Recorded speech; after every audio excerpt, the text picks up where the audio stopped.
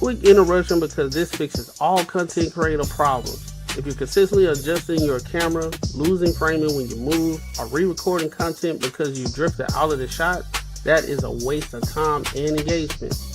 I started using the OBS Bot mini camera and it eliminated all of that. It uses AI auto tracking to follow you in real time, keeps you perfectly framed, and delivers clean, professional video without extra gear or full studio setup.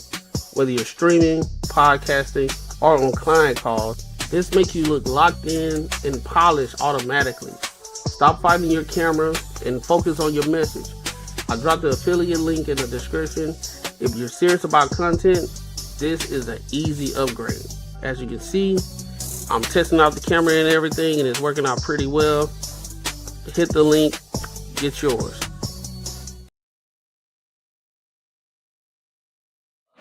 What up, what up, what up, what up? Welcome to another show, the Banter and Barter Show. What's the word? What's good? Where we talk about everything under the sun as long as we get back to the money, real conversations, and real solutions. I'm your host, Courtney. What's poppin', Twin? How's it going? Hey, you doing? Now, what we doing right now, we going to kick it. We're waiting for the game to get here right now. We're waiting for the game. Waiting for the game to pop up. It ain't just going to be me, for those of y'all who wondering. But we sitting up here waiting for a minute. But in the meantime, before they get here, make sure you like, comment, and subscribe for the algorithm, and make sure you hit the bell notification. All right. And the reason that this for, the reason why we continue to keep saying, make sure you hit the like, make sure you hit the like for the algorithm, is because the more likes that we get, the more that our content continues to keep getting pushed, right? So if you don't like the content, it won't get pushed. So you got to make sure that you're pushing the content, right? Especially if you're rocking with us. Also, if you want to invest in a platform, right? I'm not begging for the money. I'm not telling you guys that you should do it, but if you're truly rocking with us, and you're rocking with the Courtney Show, you're rocking with the Banter and Barter Show, be sure to support the channel, man. You're investing in something that is growing. You're investing in something that's gonna, this thing is going huge over time, right? So you want to definitely invest in it right now, all right? And like I said, the little I guess the dollar sign is at the bottom of the screen, right? Dollar sign is at the bottom of the screen. So definitely tap in with your people, all right? So we're gonna give everybody a few more minutes to get in. We're gonna give everybody a few minutes to lock in. Let's see what else I got for y'all. Oh, also make sure you're here tomorrow too. I'm live Wednesday as well, 7:05 p.m. MST time. Make sure you're here tomorrow. Tomorrow is solo tomorrow, so you definitely want to make sure that you're there tomorrow, all right? So what else we got? And also tap into the Patreon. Link is in the description. I won't pin it in the comments right now, but whenever they decide to pull up, then we can get started with the show. All right. So go and get your drinks, go and get your snacks, go and get your popcorn, so you can come back and lock in. All right.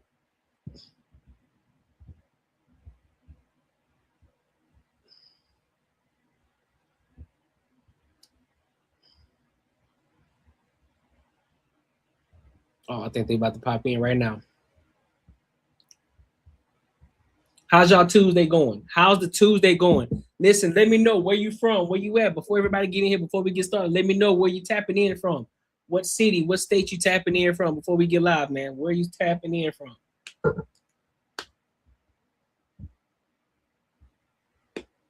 Where are you tapping in from?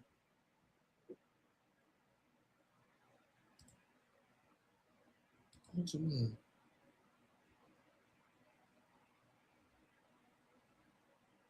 It doesn't make sense. But whatever. All right. And make sure y'all run up the comments too. If you're already in here, I see 8 views already. We should have 8 likes. The number of views that we got should match the likes. So if you just getting in here, make sure you like the live. Like the live, like the live, like the live, like the live, like the live, like the live.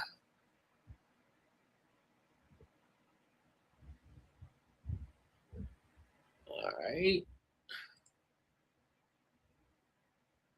My IG folks, what's good with you?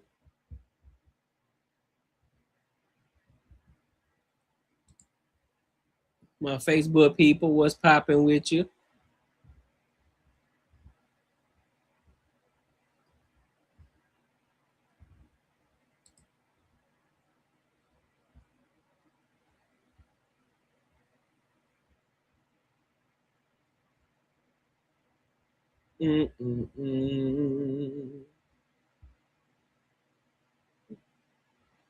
Let's do a different live stream going on. Interesting.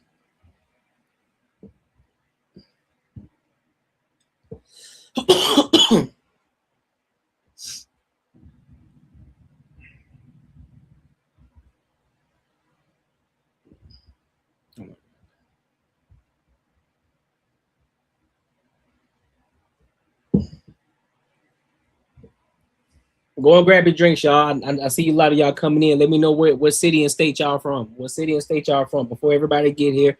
What city and state y'all from? We waiting on our other two co-hosts, man. We waiting on the other two co-hosts. Let me know what city and state you from.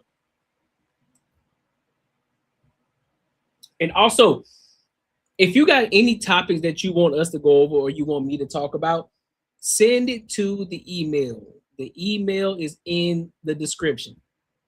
The email is in the description. Send it to me, CCJE.LLC@gmail.com. All right? Yo, what's happening? What's good with your famo? Oh, you know, just trying to get into this to the stream, bro, and not be all glitching out. I dig it.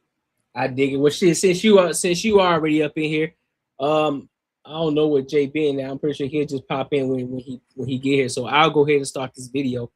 So this first video that I'm gonna play, bro, is the one that I sent you guys in regards to. So I kind of give everybody the context for the people who just tapping in. So shout out to DJ Hamp, and shout out to Truth Hurts. Shout out to them because they're doing this podcast right now together. And so a question was asked in regards to women who, I guess, claim that they level up their man, right?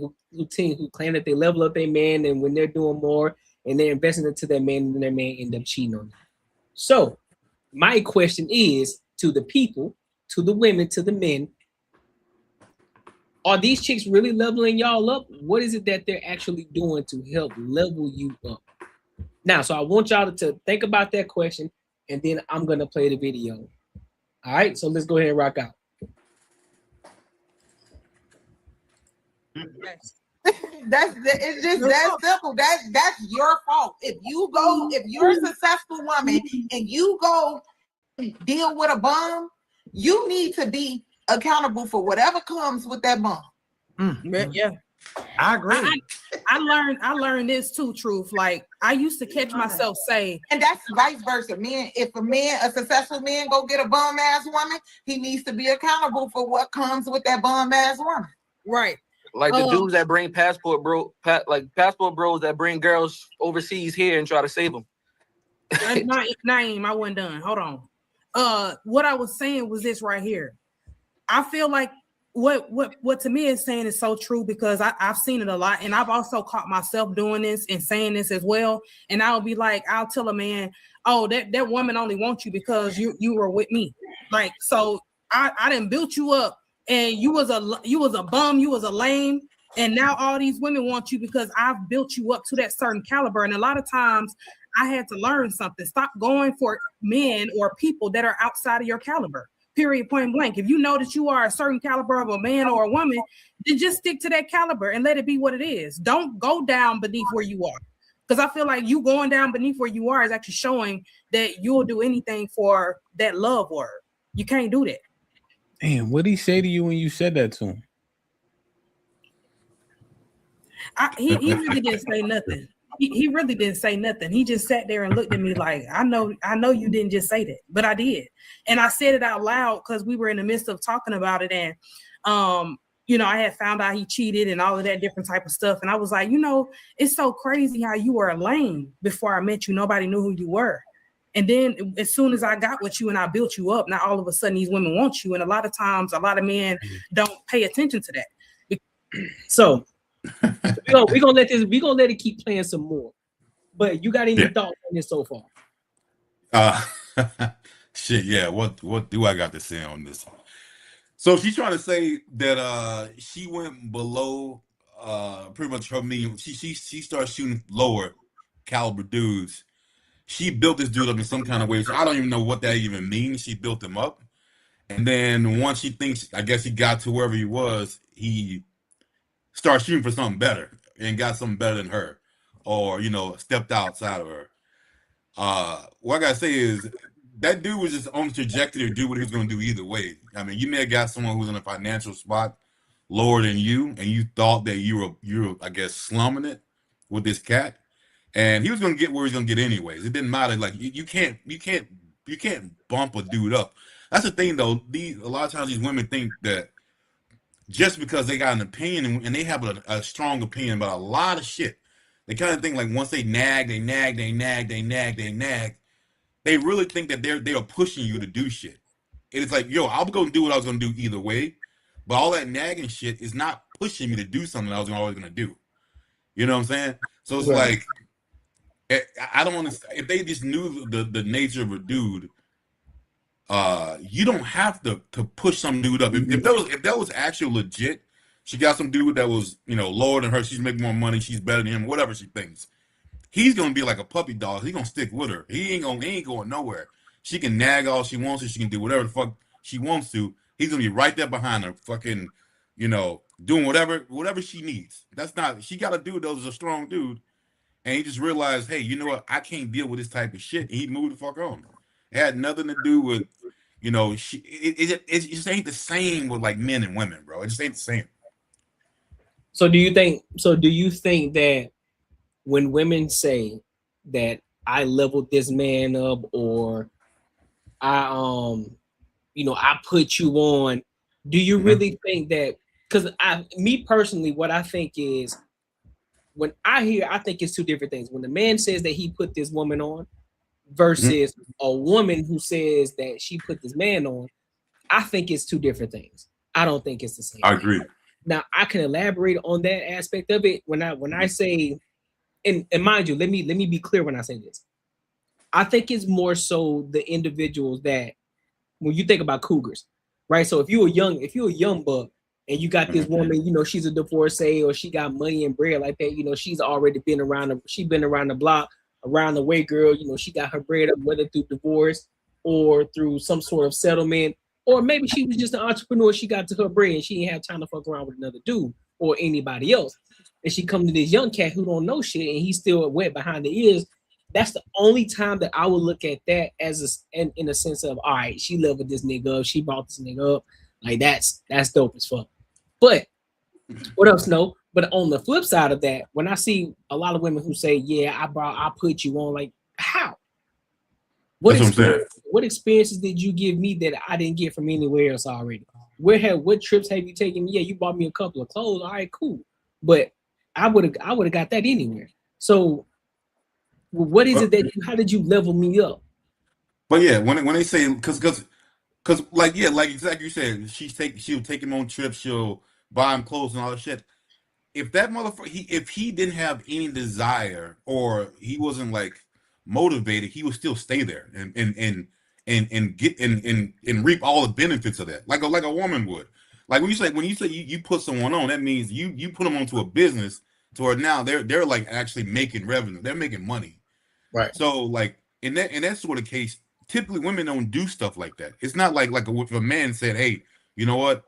I took this girl from here and got out of here. That means like, just say if you had a real estate company, she might start doing a day-to-day business to get that company running slow by slow. By his goal is to get her to run that shit on her own. Don't even need him. But like I don't see that being the same sort of situation if she's saying that she leveled him up, then he ended up taking off. That means that he probably had a lot of money, but he still had ambition. He was still gonna do what he's gonna do either way. Yeah. So even though she did buy him stuff or whatever, all that other shit, it didn't fucking matter. He was still gonna, he was still gonna be that dude. And with a lot of these women, they just think like they can talk to you any kind of way or treat you any kind of way if they feel that they are doing better than you, like financially. And that's any dude with a backbone ain't gonna take that shit. Yeah. Rod, you got anything before we continue to keep playing, bro? Did you hear most of the video? Nah, I didn't hear most of it. I was fighting trying to get in here. Okay, cool. Well, I'll just go ahead and play it then, and I can bring you up to speed. All right, say less. Because a lot of times women only want men because they don't like the woman that they're with. Now, if he was a lame, right? Because that's just my question. If he, I just took the accountability before. No, but hold on, but because now did I do something wrong here? Am I in your way? Because if I'm in your way, I think we're thinking the same thing. I just want to go ahead. Cool beans. So if right, because if he was such a lame, right? Because nobody wanted him, but you wanted him. And not only did you want him, you also invested in him. So you spent your time, your money, your coochie, you gave him your heart, your mind, everything that was priceless. You poured it into him. So was he really lame, or were you lame for giving a lame an opportunity? I took the accountability and said that I was asking you. So you was lame. For sure. Okay, cool. My plane is landed. Go ahead, Ham. My fault. I apologize, good brother. Damn. So you seen Duke, and you say, "Yeah, I need a pick me up." Was your esteem like low? Like how you did that? Like what was your mind like? Was your esteem like in the dumps? You say, you know what? I'm gonna use this nigga to make myself feel better. Every time I roll over, at least I ain't this nigga. It's like, is that how your mindset was? That's not how my mindset was. He was actually 10 years older than me. So you took a 10-year older lane. So you got finessed by some senior dick. The plot thickens.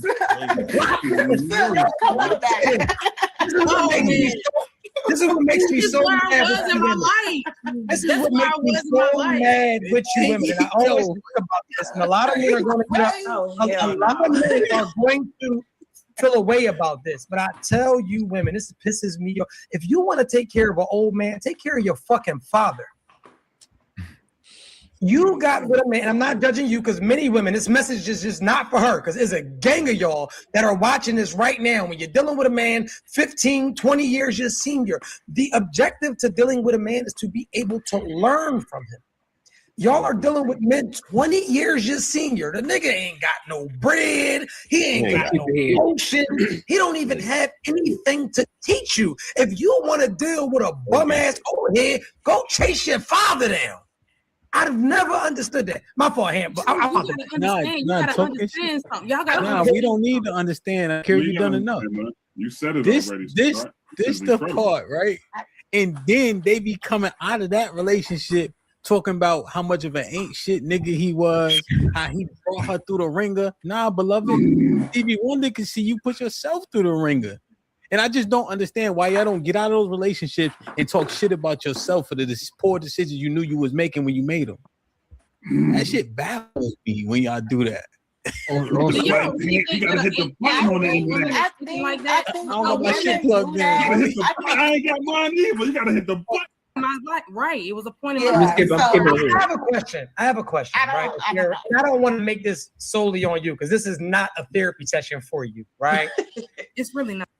I was being groomed for real. I'm not even gonna right. It was a point in my life. I have a question. Right? I don't want to make this solely on you because this is not a therapy session for you, right? It's really not. What good, hold on. What good qualities did he have though? Because I know he was a bum, he was broke, he didn't have anything going, 10 years just seen. But what about him was good? I mean, he was a gentleman. Like he was nice to me. I mean, he broke. I mean, but outside of that though, like hold up. I want to stop right there because that's something critical right there. Do y'all think that a person being a gentleman equates to him being broke? I'm curious. I'm genuinely curious about that. Him being a gentleman, I don't think so. Nah. Yeah, him being chivalrous and all that. Does that have to equate with how much money you actually make? No, not at all. I think when you get older, if you siphon through a whole bunch of trifling girls, you may just not deal with that bullshit. But I don't say that you're not chivalrous or you're not genuinely nice. It's just that you're not gonna deal with bullshit. So yeah, so no, I don't think that's the case at all. I mean, if you're a guppy, that's a little bit different. I think a lot of guppies are broke, but it's just because I mean, you just gotta be, or that's just your mentality. But I'm not necessarily, not at all. Rob, what you think, bro? You think that a person that's being generous or a person that's chivalrous equates to him being broke? Not really. I mean, it's a couple angles you could come from with being chivalrous to begin with, but it's not necessarily being broke. Realistically, motherfuckers is broke. The only thing they generous with is some damn peen. Pause. So like, they only realistically there to share body parts if they broke. Yeah. So you gotta have at least a quarter to half of something going for you before you could be chivalrous with like monetary means to begin with, of which, you know, that means that person is doing something that you like that's worth buying into, so to speak. I mean, I know women hate feeling like they're a commodity that can be purchased, but at days end, in a general sense, that's what they let their sisters and stuff get on line and portray that they want. You know, they always want to break a nigga for his pockets and buy me this, buy me that, whatever. So at days end, some people are generally out there getting their ducats in order simply to purchase you. And a lot of broke people just in that lane. That's why, and not realistically, I never really understood why women belittle men that are broke, because I get the hurt when they finally wake up to the realization that they played themselves. But it's like, let the game be the game. It's not our fault he took your car. It was clapping 3, 4, 5 chicks while you was on the clock, you included. It was just a part of the game. The same way, you know, some of them got folks saved this food and light bill and all this extra shit, and they ain't doing nothing. So the game gonna be the game, but I don't really necessarily think chivalry is a broke man sport, so to speak, when it comes to monetarily. But also, like, I wish that, even though you say this shit, we can say this a million times. Like, women need to stop acting like it's the same thing and they don't get the same outcome. So like, if I've made it and I have money, I'm financially set, and I choose a girl who is not financially set, it's not going to be the same sort of appreciation. Like, because that's what a woman wants. That's what they're built for. They like to be taken care of. And I don't understand how women think that it's going to be the same reciprocation on the same side. If a woman has money and she's doing the same shit, it's not going to be the same. Like, I mean, you're going to get different sort of dudes.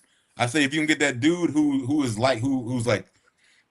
really like value, like, oh my God, like almost like, every time you get a gift or some shit and just asking for certain shit, I think you'll get a different type of dude than you want. You know what I'm saying? So like, I think they need to stop doing this whole thing that we're all the same and the way we do shit is going to have the same outcome, because it's not. That's fair. Because a lot of men are nice to you. I'm nice to you. So I want to know outside, like, what, because it had to be something there. I think I'm gonna be honest with you. I think I was being groomed for real. I'm not even gonna lie. I think I was really being groomed. And y'all can say what y'all want to say. You're not judging you. That's what I like. That is the truth. That's what. We ain't say nothing yet. No, but it's just like, I feel like in my point in my life, that's where I was in my life. Like, I felt like I was being groomed to cater to him. For sure. I just got a couple questions. I'm Go sorry. ahead, my fault. You've been extremely patient. Go ahead. I'm quiet. So you said you feel like he groomed you. So I had a few questions. So at 18, when did you guys break up or stop dealing with each other? When I was 21, turning 22. So you were with him for about 3 to 4 years, right? I'm curious, how did you upgrade him? Oh shit. I think that I kind of like just gave him a different perspective for me. That's what I thought. Okay. Because at the end of the day, like it's not really about, because age don't mean nothing. You can meet people that's old as hell and they don't have they dumb. They don't have no type of. So I think that I gave him a different perspective. Okay. He would even say that to me. So I'm just going based on what he said. He would even say that to me. Like, you done gave me a whole different view of life and all, like, and maybe that was just game. That could be his finesse, yeah. Yeah, like maybe that was his game. I'm just curious, like, if you can give me like examples of something you think like tangibly. Like what? You said you changed perspective. So how did how you change his perspective? He said that I changed his perspective. Well, you also feel like after you dated him, I upgraded you, and then all these women want you after what I did for you. So, like, if you could give me an example. But they could see his mind. His mind was different. They could look through his brain and see that she upgraded his mind. That's what you can't tell. What? You don't get it? I'm not trying to attack you. It's a genuine question. And then you jump back in the dating pool and say men ain't shit, right? I never said that, Melly. I never said that. So would you feeling the way that you're feeling? Would you have jumped back in the dating pool and said that? No, I've never said that. I said I don't jump into the relationship. Hold on, Melly. I don't want her to move off of this real quick. Stop it. Go ahead. Oh, stop it. Hey, bro, she was 18, bro. Like, you grilling her, bro. What the fuck? No, because it's hard to imagine an 18-year-old girl upgrading a 28-year-old man, but then like when you left, he probably was 32. So I'm like, I'm curious, what could you have possibly really done to a man that age? Like, you don't have no money, you 18, you don't have much knowledge, you 18. You haven't been many places. I was definitely working. So that's not what I didn't say. You didn't have a job. Right. I said you didn't have no money. Okay. What? Let it go, bro. Let it go, bro. Like, well, no. Here's the thing: you can't. She's not 18 now, Naeem. So you treating her like she's 18 now. No. This is a story that Akira introduced to the conversation. What we're witnessing is cognitive dissonance. So there's no way you admonish the man by saying that you upgraded him, and then in another breath say he groomed you. Mm-hmm. Those two things are diametrically opposed, right? So let's just keep it tall, right? And then you said age don't matter. People could be wise beyond their years. However, when Tamia gave you the bail money about you being 18, you like, yeah, I was just 18. Nah, because remember, you just said that you had the wisdom and understanding of somebody older than that, which is what you would be able to bestow on him, right? Ooh. So these things are conflicting when we saying them. So let's just keep it straight, right? Did you actually upgrade him, or was you mad and talking shit to him because he cheated on you? That's what it was. So you think it was the fact that she cheated on him, so she just started throwing out shit that she didn't actually believe or didn't actually do. But yeah. And that's 100% what it was. She didn't think that she actually upgraded. That she just sound better. It just sound like, man. She got that shit that she wanted to make her feel better, like that victim card type shit. That she was doing all this for him, and that then like what she said that her what she got from it is that he was grooming her. Like I don't understand this shit, man. I don't understand, like, why can't it never just be you just a shitty ass person? Like I don't know why that can't never be it. That can never be the goddamn conclusion. It is never, hey man, I don't know how to treat a dude, or you know what I'm saying? Like I thought since I had a good job that I can say whatever the fuck I want to say to him, and he should be able to take that shit. You know what I mean? Like, I don't understand why they don't ever come to the conclusion that it is fucking you. That's it. Want me to be honest with you? Yeah. I don't even believe he was a bum. Oh, I don't even believe he was a bum. Now, I do understand that there are some niggas out here that are bums, but I don't believe that he was a bum. I think it's the simple fact that he probably manipulated. Who knows? We don't know his side of the story. We can only go based off of what she's telling us, right? You 18 years old, so that means you was 20. He was 28 years old when you were dealing with him.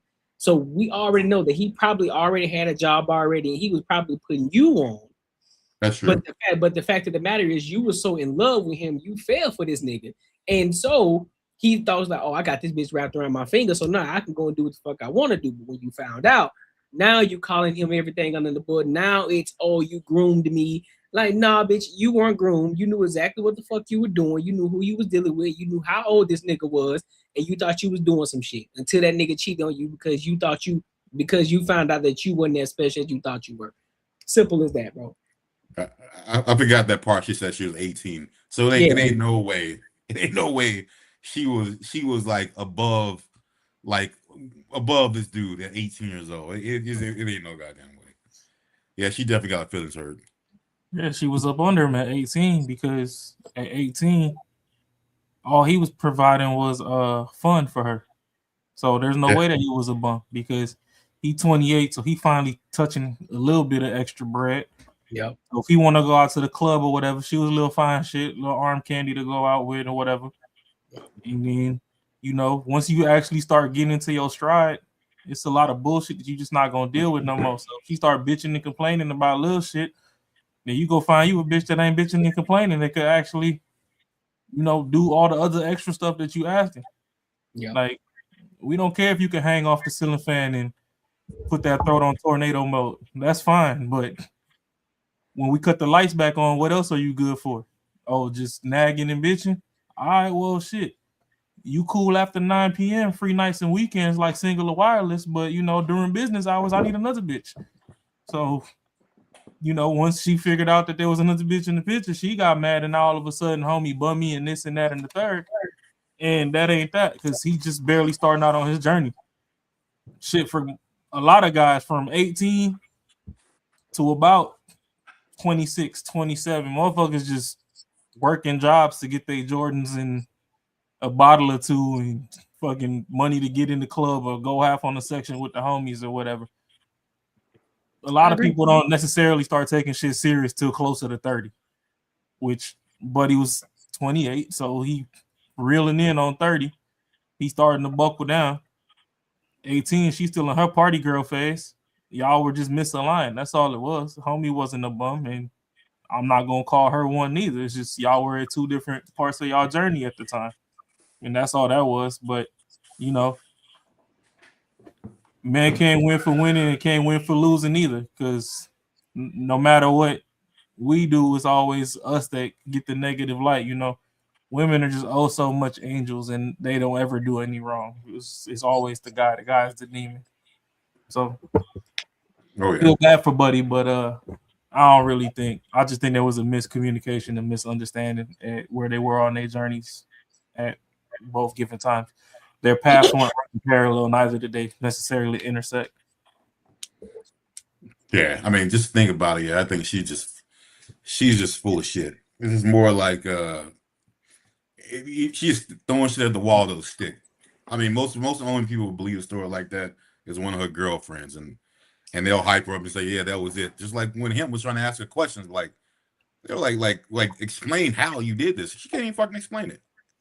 Like it didn't even exist. It's just some shit in your mind. Like I tell you, man, a lot. Like I swear, like a lot of these chicks think it's like Build-A-Bear.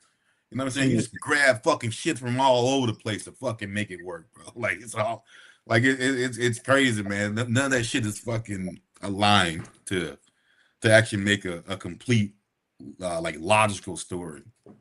Well, the thing is, the sisterhood is victimhood. So if she went back to her homegirls and told that story or whatever, she had supporting cast to her story that made her feel like that was the truth.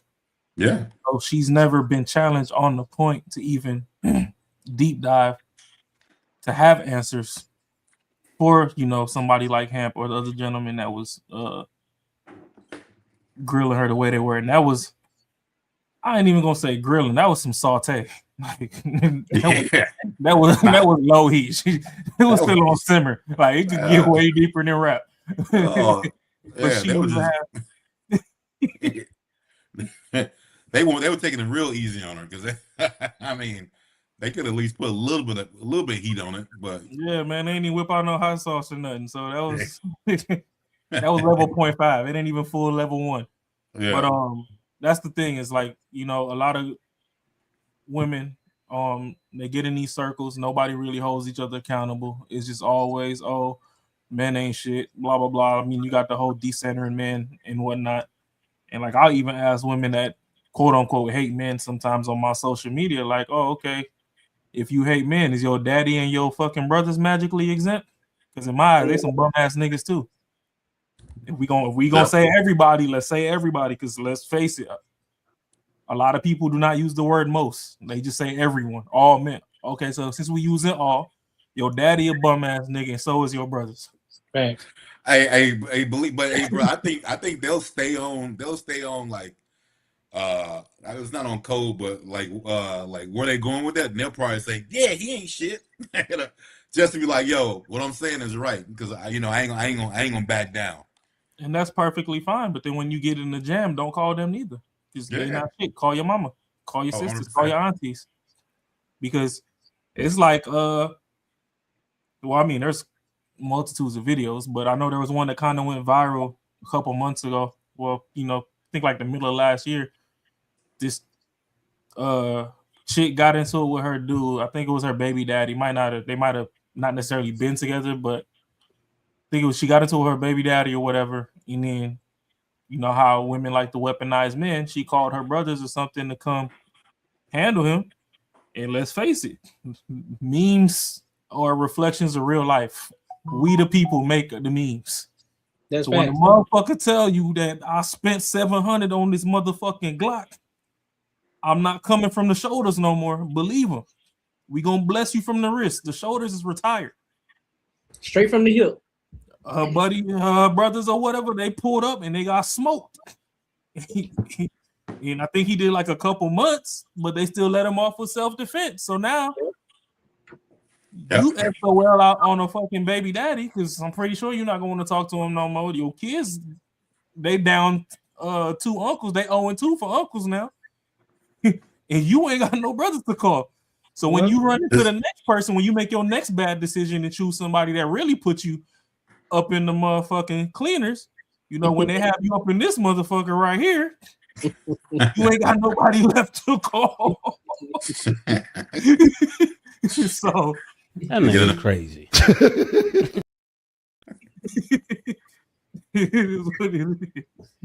Gotta get you another crash out. Oh God, bro. But yeah, so make sure you like, comment, and subscribe for the algorithm. And look, let us know what y'all think about this topic right here. But I know y'all waiting on the main topic of tonight. But before we get there, make sure you like, comment, and subscribe for the algorithm, and make sure you hit the bell notification. And also, if you support the channel, make sure you hit the super chat, the $ at the bottom of the screen. All right. So make sure you invest in the platform. All right. And listen, we got over 20-some people viewing the channel right now. The views should match the likes. The views should match the likes. So make sure you like. It don't cost you anything. All right. So I want to go ahead and go to this next topic, because this one here is going to be a little lengthy one. But we're going to dissect in between, because there's different points that they talked about. So there's this recent video that has been going viral, with actors like Clifton Powell. You got Luke James in there. Then you got the ultimate beta male of all beta simps, Conscious Lee. You know what I'm saying? And if for those of y'all who know who Conscious Lee is, the one who was out there defending Brick Lady, Rhoda Osmond, really going to bat for her, even though she got found guilty, still going to bat for her. Wild work. But that's neither here nor there.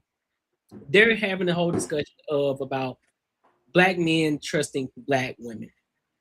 All right, so we're gonna dive into this conversation, and again, sink in.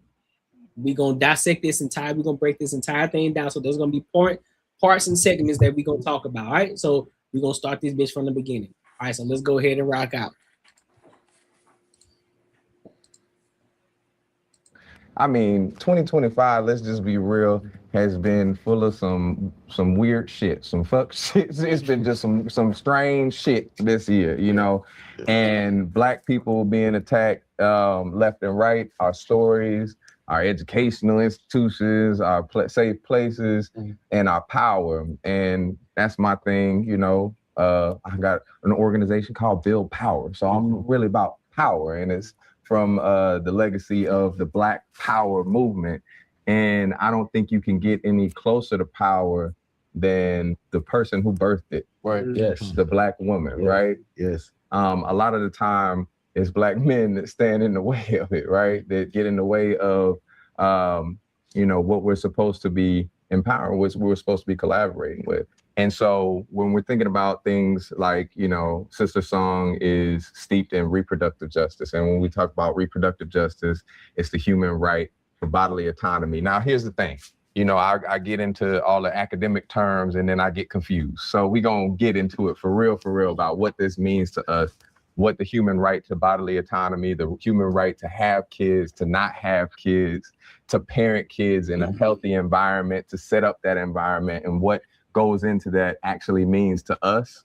And I want to make sure that, you know, the way we're talking about it, other people can understand it, because I know for a fact, if people came to me however many years ago and was like, hey, what you think about reproductive justice? I would have a very confused look on my face. And I'm like, I don't know exactly what that means and how we engage with it. But everybody here comes from a different perspective, a different life, a different experiences. And we want to bring that to this conversation. So I know that there's no way to get there without the empowerment of Black women and centering Black women in that power talk, in that power struggle, in that power strategy, in that movement, in our behavior. And what in y'all's eyes does that mean to you? Like, from y'all's experience, what's your connection to or experience with reproductive justice, and what does that actually mean to you? Anybody should kick in. As a father,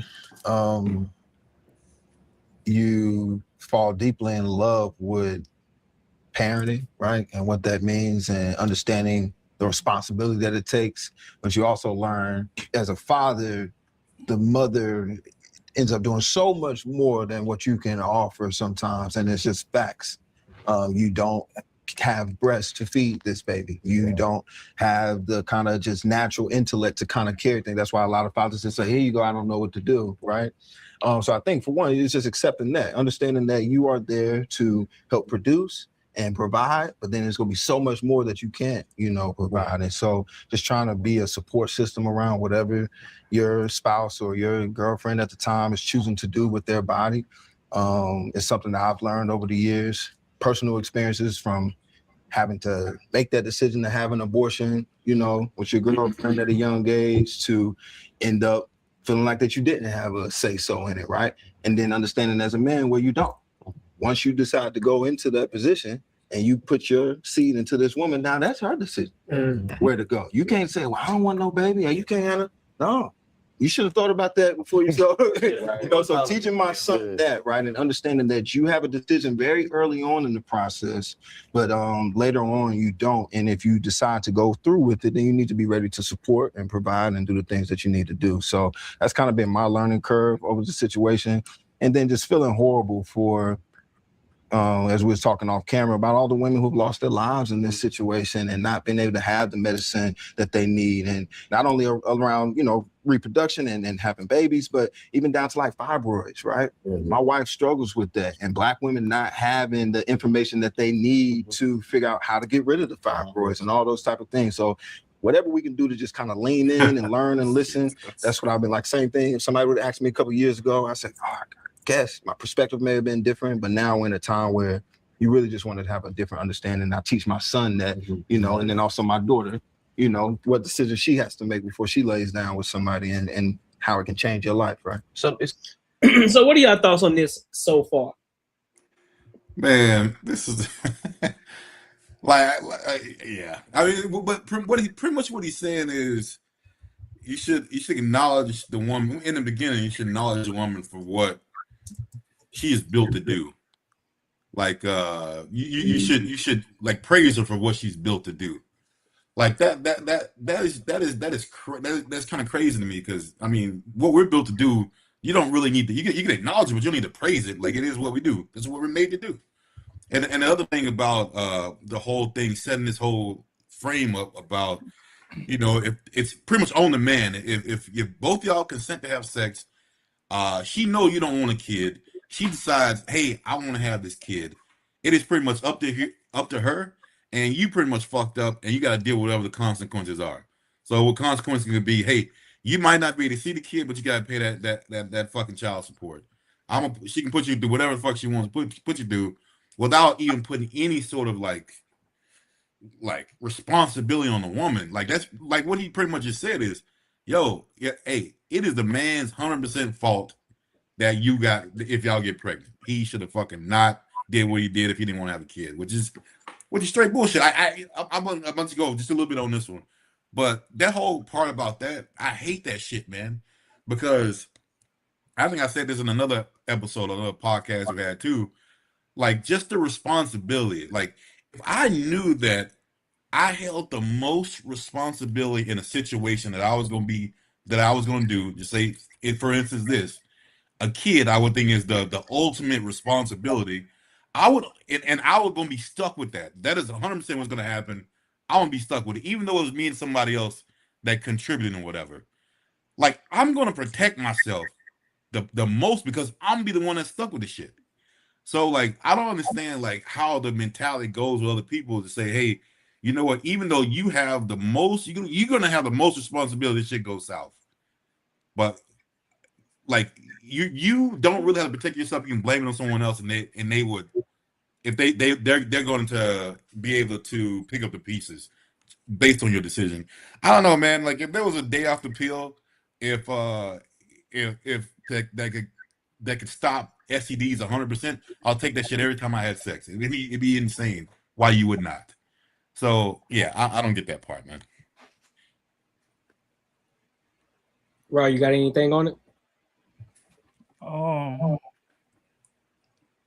Well, first of all, since we're talking about black leaders and whatnot right now, I know they split between men and women. I'm gonna just go ahead and say rest in peace to Jesse Jackson. Yep. I don't care how people feel, left, right, middle. You know, the man was a voice for a long time. Whether you agree with him, you disagree with him, he fought for what he believed in and died fighting his fight. And we're gonna leave that at that. And then if you don't mind, can you come again with the question that you framed towards what they were talking about right now, Courtney? So, so I didn't have a question per se, but what I was saying was black men trusting black women in the regards, and that's pretty much just in the title in itself. But if I did have to pose a question, I would ask, do you agree with what he has said so far? This individual right here that we're looking at. Do you agree with everything he just said right now in regards to women and in regards to, you know, their body by choice and just everything that comes with it? The fact that we come from them, everything. What are your thoughts on that? Well, not to break it down as raw as possible, but all women really are incubators. Men create life, women carry life. If you go into science, your balls generate sperm, oh so many million every 48 to 72 hours. Literally from creation to when it expires and regenerates. Women are born with everything that they're going to have, and you know, once a month it flows out until there's nothing left, and so they have their window.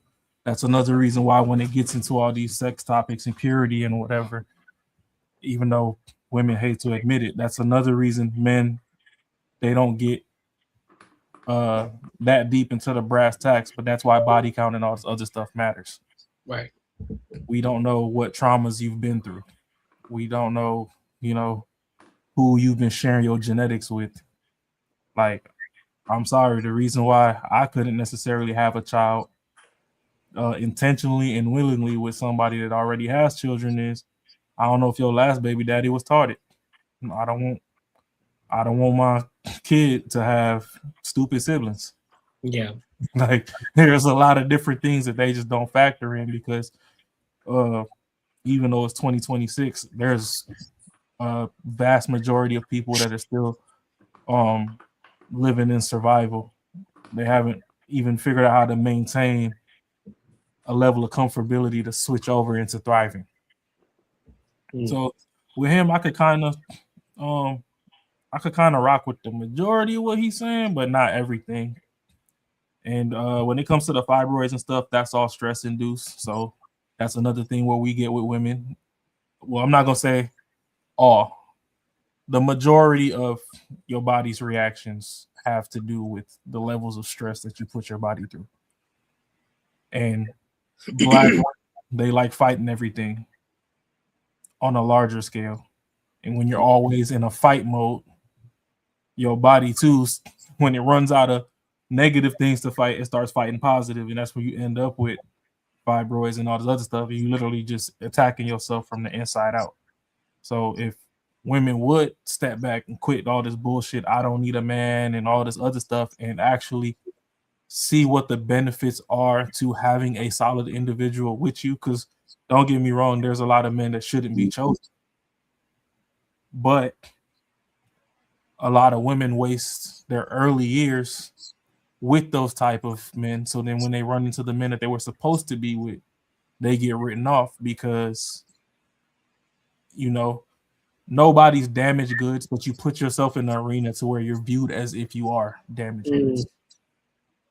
I mean, you could, so not everybody jumps that far off the cliff to where, you know, they're not savable, but it's like, okay, well, hey, if you knew that Shorty was with Dirty Dick Tyrone and Buddy stayed in and out the clinic, y'all hoop together, whatever, and every time you see him, you know, y'all playing pickup games, a homie calling timeout because it done hit 4 p.m. and he got to go take his meds or whatever on the sideline. You see that, and the Shorty even sneezed on Buddy once, you like, you cool and all, like, you know, we gonna look at you the same way we look at Halle Berry and all these other people, like, you know, you a baddie from afar, but I can't lay with you. I can't do shit. So that's where they not understanding. They like, oh, well, I'm a baddie. Yeah, you a baddie. That motherfucker ass fall off the bone. We like when you twerking, but I'm sorry. If you need to 4 for 4 from Wendy's, I got you. But cuddle? Hell no. Yeah. He was with that motherfucker. Everything catchable. What I need them to say too, because he said something critical in regards to, and it kind of, I don't like using the word, but I'm gonna use it for the sake of this conversation. The word triggered, right? It triggered me just simply because we don't come from, we come from women per se, but no, we don't. Women come from us, right? They came from our real, you know. And for those of y'all who want to question that, just go to Genesis chapter 2, verse 21 through 23, and it'll tell you everything of how women came about, right? So this whole idea, now mind you, I want to be clear about this. And Marcus said it, Marcus pinpointed. He said, listen, I'm not going to praise you for what God created you to do. If anything, I'll praise God for that. Like, hey, I thank you for allowing this woman to be able to procreate with me and be able to have a healthy child. Great, that's phenomenal, right? But what I'm not going to do is put you on a pedestal. I'm not going to put you above me, because I'm here we are naturally here to protect y'all goofy asses. So why the fuck would I put you ahead of me? That's the dumbest shit I ever heard in my goddamn life. I've never seen a situation where there's a woman who's out here protecting men. And I mean, as a whole, yeah, we got instances, yeah, but you know what I'm saying, the exception don't make the rule. And then if you want to talk, you know what, I ain't gonna take it that far because we're gonna get there. But that's my piece right now. Even then, if you want women to protect men, then women gotta stop being greedy and start sharing the men. If you want to look at the animal kingdom, it'd be one dude with 7 to 9 shorties. And you know, when he on the back end of his life and he get bullied by one of his sons, that's who takes over the pride. That's facts. So, you know, they be looking at all this poly and stuff for sex, which is fine. The first world in general, the Western world, is freaked the fuck out. Yeah. But it goes beyond that. And I'm not necessarily promoting one thing or the other. Courtney brought up the religious aspect, which trumps science. I just brought it to you from science. Men create sperm in their balls every 72 hours. Y'all were born with all y'all eggs and y'all spit them out once a month. Same concept. It's the same concept. Who really creating something? We gotta drop the fresh batch off in your ass, and then you hold it for 9 months. And then you know, we meet after the fact, and then like, all right, cool. Since we both went half on this, let's take care. So I think another thing too that we not really over that we really overlooking is since women want to promote therapy and all this other stuff so much. When y'all go to therapy, how about you tell your therapist to quit to unfuck your mind so that y'all can quit bullying these men into being little bitch ass niggas to where they think that y'all run everything. Because that's not how it is. Because to me, I see that as a cancer in itself, where we came from women and blah, like even Tupac, some of that shit that boy was on was some bitch ass shit. I'm just calling it. Ooh, you said something.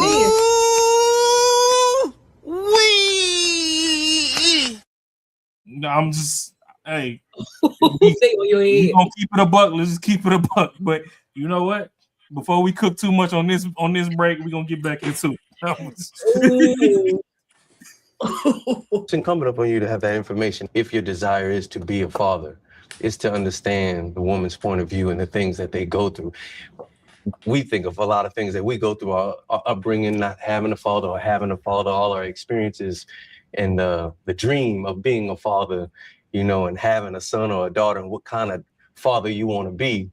All of that comes to mind, but before inception, those thoughts never came to me in the sense of what she would go through.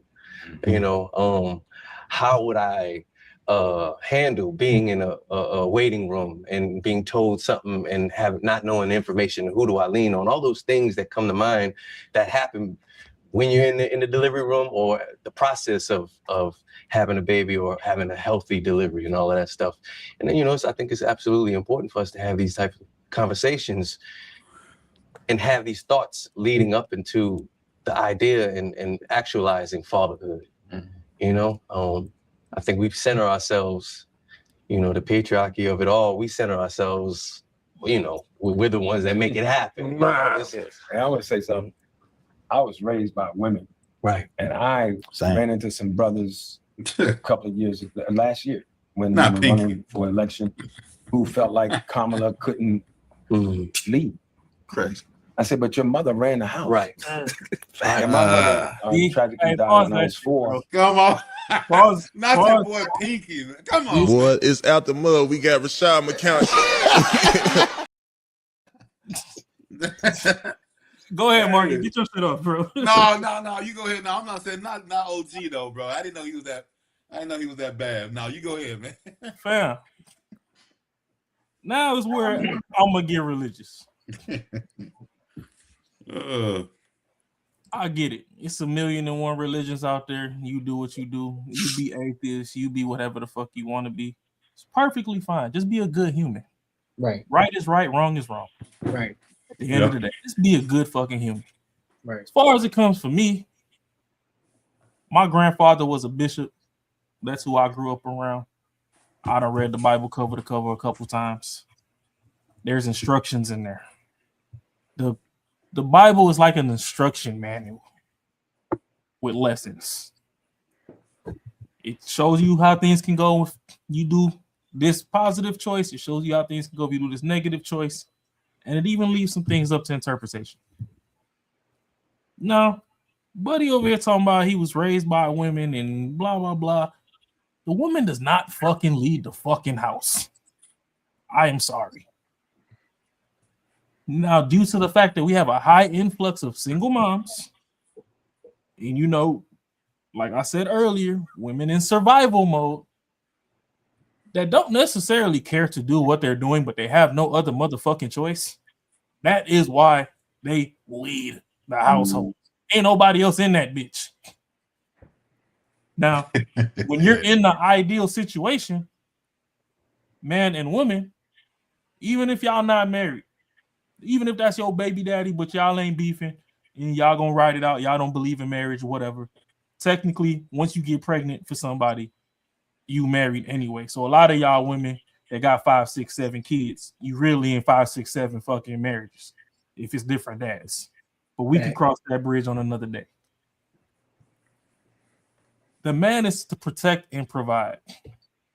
A part of that provision is a list of instructions as to what the fuck he wants you to do when he's not physically there. You're not leading the house. You're taking instruction and you're playing a role. You're being a manager, so to speak. The CEO has gone off to go get some food. Go get some water. Go get some means to where y'all can eat and survive or whatever. And while you're here holding this down, you're the accountant. We need you to run the financials. We need you to run, whatever at home. You're like the front desk in the apartment complex. You might not live in all the units, but you're responsible for the units being cleaned and available and the maintenance orders and all that. Whatever. You're not necessarily running the shit. Anybody can do what the fuck you're doing. Yep. You're just actually elected at this point in time. So I really dislike when people say, "Oh, ran the house" or whatever. And it's no beef against Kamala. You could do whatever the fuck you do. But if we gonna get a woman to run a country, we have to be out of our fucking emotions and use some fucking logic and find one that actually can do something and is not fighting their way out of a wet paper bag. The bitch did 45 interviews and you can line them up all next to each other. She said the exact same fucking thing every time. She was a fucking robot. So no, I don't need a bitch just being controlled to lead me. You can't. Want to hear something wild though? And I don't even think most people would even catch this. He said, you know how he talked about the patriarchy, right? How they're talking about the patriarchy right now. Mm-hmm. But Clifton Powell also said he was raised by nothing but women. Mm-hmm. That's a matriarchal society that he lived in. Yeah. So if we take that on a smaller scale, so he should be silent. We get a great idea of what it would look like if this world was ran on a matriarchal society, or shit, let alone an egalitarian society, right? Mm-hmm. The women who typically raise their children, they end up becoming degenerates for the most part. And statistics back that up. Now, I can use the same thing when it comes to men in regards to patriarchal society. What has happened? The children tend to end up being more successful, being more contributing members to society.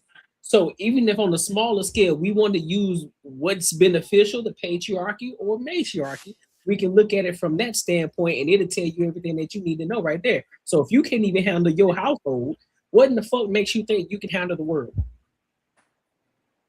But see, another thing that they fail to miss. Oh, my bad. You about to go, Marcus? Go ahead. No, I wasn't going. I want to go. No, you got it. Another thing that they fail to realize is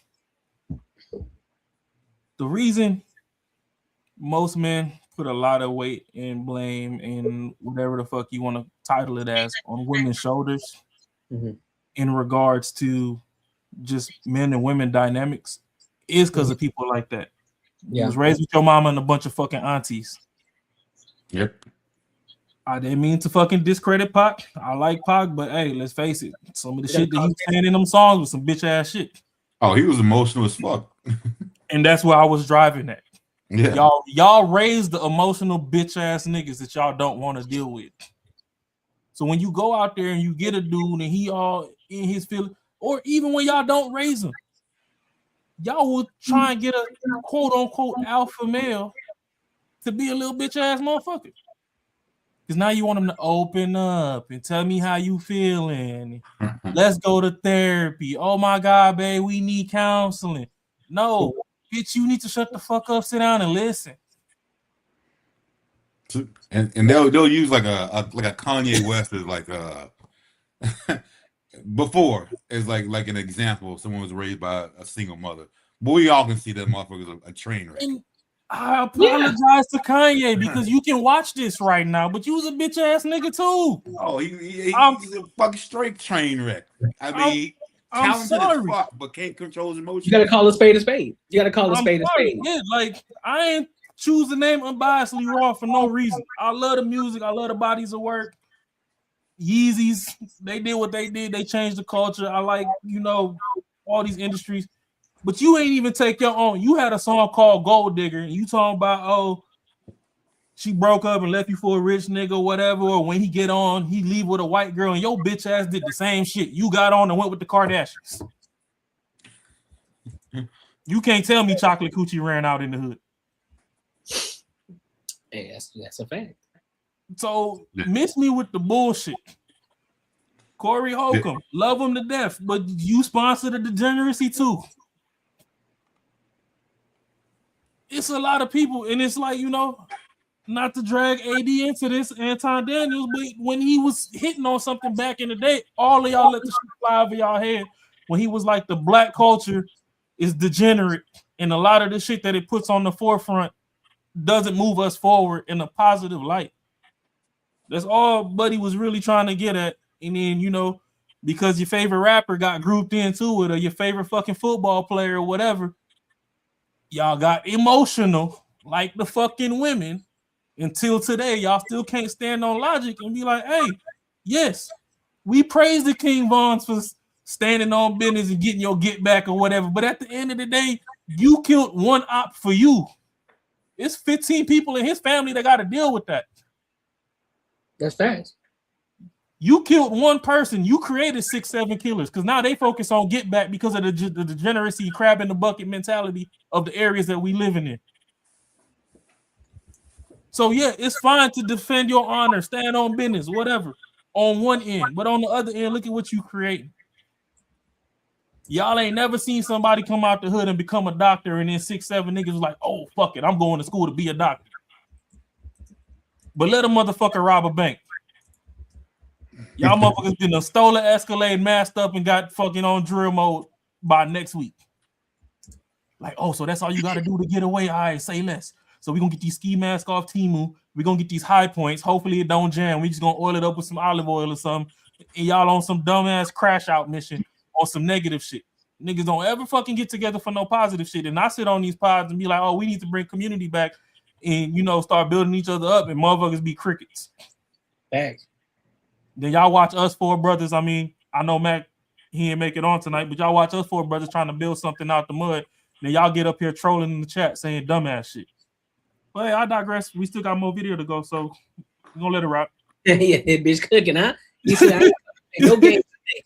But my sister who raised me was a gangster. Could take $1 and balance the budget like in 25 minutes, $100. So I think that in order to trust Black women, we gotta kind of like, I think you and I were talking about, or no, I was talking to my driver on the way over about holding yourselves accountable. 81% of people don't talk, and Black men have to talk to the women, and a lot of the women, and it's not 80% of 81% of women, it's 81% of people don't talk. So I think it starts with a dialogue. But I can personally tell you, I can't imagine walking around with another person inside of me. And I think that we have to yield to women.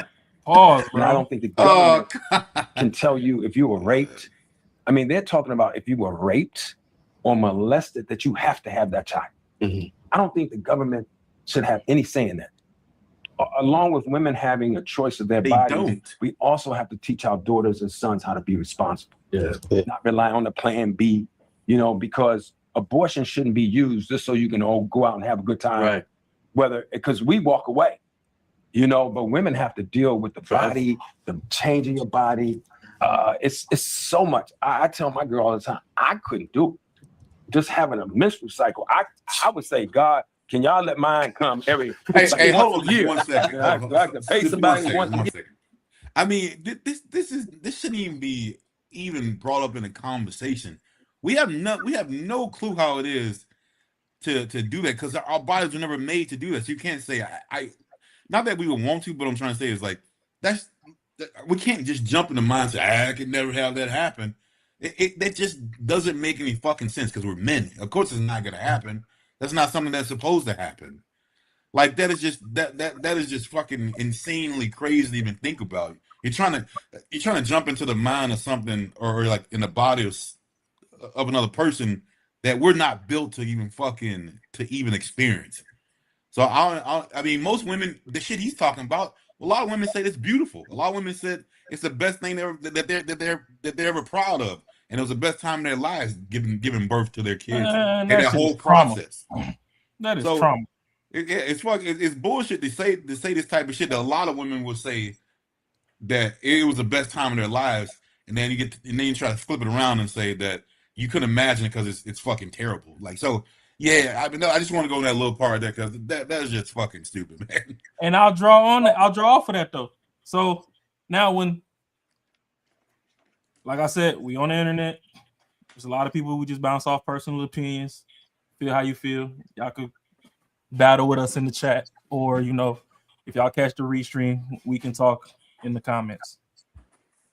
A lot of women say that the pregnancy is a beautiful thing. That's because a lot of women just feel like they're ignored by society, and the only time they get attention is when they're pregnant.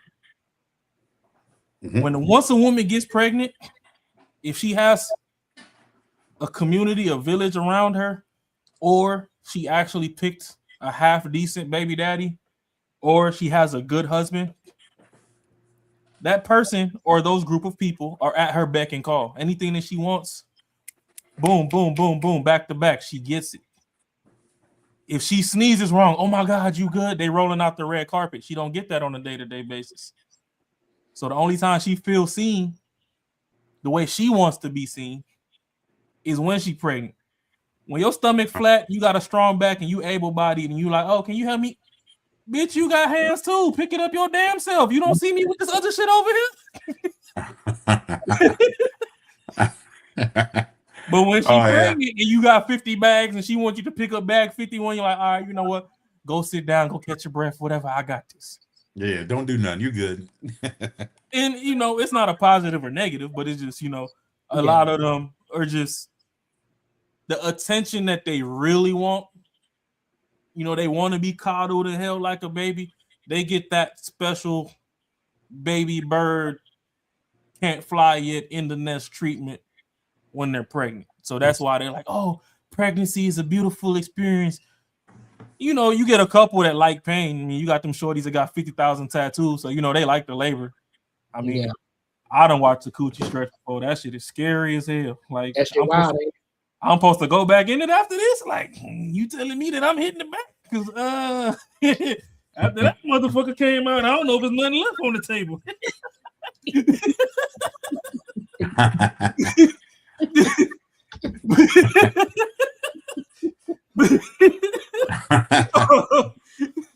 Give him the extra stitch. Hey, man. All I'm going to say is the human body is an amazing device. It is. But to reel it back in and be serious, though, it's like a lot of them, they love it because they love the attention that comes with it. If they could get that same level of attention without going through that process, I promise you a lot of them would even skip that process to begin with. And, you got the women that they play 5, 6, 7 men at once, and they get that level of attention, and them the ones that chew Plan Bs like Flintstone vitamins. So it just all depends. You can either lose your moral code on a public setting and just, become the ran through and get the attention that way, or you can still be precious or whatever in the eyes of a few, and you just know once your stomach swell up, you getting the attention that you want. So then they say that they like that process. My opinion. Because I watched my girl go through the changes emotionally, and not just physically, but it's a lot of shit women go through. So I think men, honestly, need to sit down and shut the fuck up. Right. It's a lot that we don't see because, man, get this man out the conversation. If you weren't raised that way, you don't know. It's like you listening to you guys trying to be good husbands. But the women gotta let us in, and we can't tell them what to do. And I think this government has to step down. Hey man, pause this shit, man. We not gonna make it through this video, man. No. Hey man, this is Sim University over here, bro. This on God it is. This man needs to go teach fucking simple logistics at Harvard. Oh, bro, he ain't the worst. He ain't the worst one. Every 2 sentences is worse than the last 4. He wild, bro. That's why you said other motherfuckers open their mouth. Shit. So I'm supposed to put my life on the line for a bitch and do all this extra shit. And I ain't supposed to have no say so. I'm supposed to just sit the fuck down and shut up. That's the problem right now. Nobody got no fucking say so. That's why ain't no backbone. Ain't got no backbone. That's the problem right there, bro. Man, he finna have me back in the cleaners. Where my cleaners at? Shit, putting them back in the cleaners. I'm telling you, wow, in the streets, boy. Women are the first wonder of the world, despite what's said. It's the first wonder. Exactly. That's the only thing outside of God that I know that creates. Yes. First and foremost. The issues that we have. Can we pause this again? The woman knows before we know. I done told y'all before. Courtney brought up the Bible. I brought up science. Whatever other religion or discipline of theory and fact you want me to research, put it in the comments, put it in the chat. I'll go look into it. Women do not create, they carry. Men create. Y'all need to, if y'all gonna get raised in the matriarchy and whatever, and I understand everybody love mama more than dad because that's who you see more because she in the house and he not.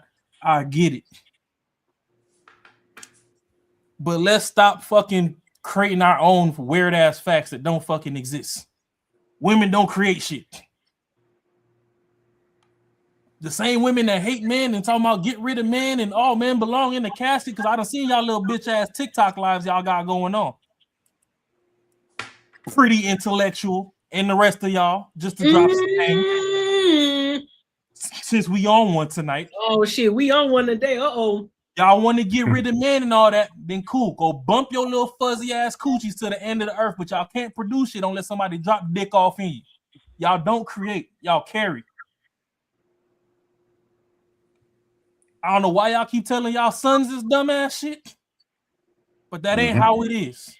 And to the people in the chat worried about, well, not worried, but they're inquiring as to who's married, who's not. Yes, we have people on the panel that are married, and we have people that came from 2-parent households. I came from a single mother household, and I'm still telling you that that's some bullshit. And I wasn't going back then.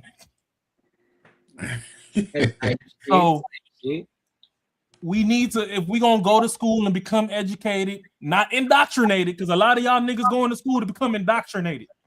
If we gonna be educated, let's actually focus on the topics at hand that are being taught. And if you don't want to believe anything, you can cross-reference multiple things and still see that they all come to a middle ground. Religion will tell you that men create and women carry. Science will tell you that shit. I ain't studied Buddhism. I ain't studied the Quran. I ain't did all the other stuff. I have friends that are along those lanes. If I need them to elaborate some things from their perspectives on those, I can go do the research. But I'm pretty sure it's going to come back to square one. So y'all need to stop the bullshit. When y'all have these conversations, leave that moist ass shit in the closet. Let's use our logic. Let's use real life. 2 dogs, you can own 2 female dogs from now till the end of the world. You ain't never going to get no puppies. A male dog got to come and run all through that motherfucker and get stuck till they bark and separate. I understand. I do not advocate for women getting taken advantage of, getting overpowered, and having to deal with the consequence of whatever became of that for the rest of their lives.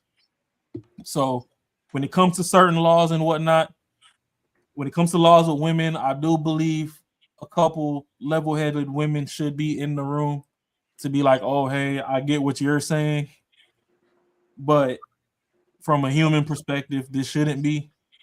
So yes, you know, being overpowered and ran into and released into and having to bring to term the effects of that, I don't personally believe in that. That's just wild to me, because now you're looking at something that, you know, it wasn't created with love, and that's another problem in itself. You got 10, probably 15% of the population right now that are products of that.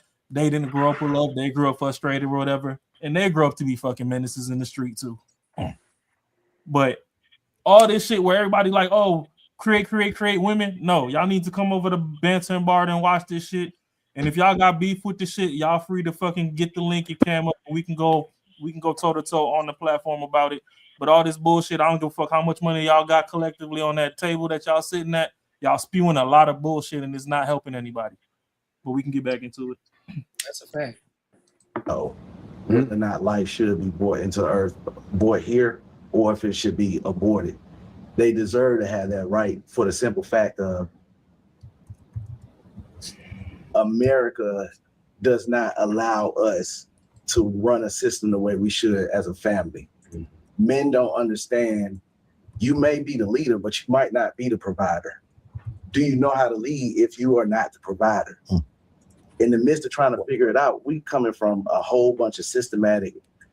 It's been constructed for us to be the way that we are, to think that we are. That's not how it was And programmed. then talk about that program I mentioned where they took they paid to take black fathers out of the house. And then from there, me and Cliff was talking about that. When it started with the Section 8, women were able to take care of the kids without the man being in the house, which gave her the mindset that I can be the leader because I have to be the provider. And then after that, it was the crack epidemic, which guys started using or they was going to prison. Regardless, we stayed out of the house. Now it's social media. And the thing is, we were always here to protect the black women. And if you ever seen the movie Sparta, men were actually the leaders, but the leader knew how to lead because he still trusted the woman with the gift that God gave her, which was intuition and discernment. And if you knew how to treat your woman and she knew how to love and that stress was off her, it allowed y'all to operate as a family unit to be able to trust her so she can be able to trust you. Once you realize how powerful that woman is, a lot of us run around, and even for myself, I struggle with being monogamous because I didn't understand the value of the woman.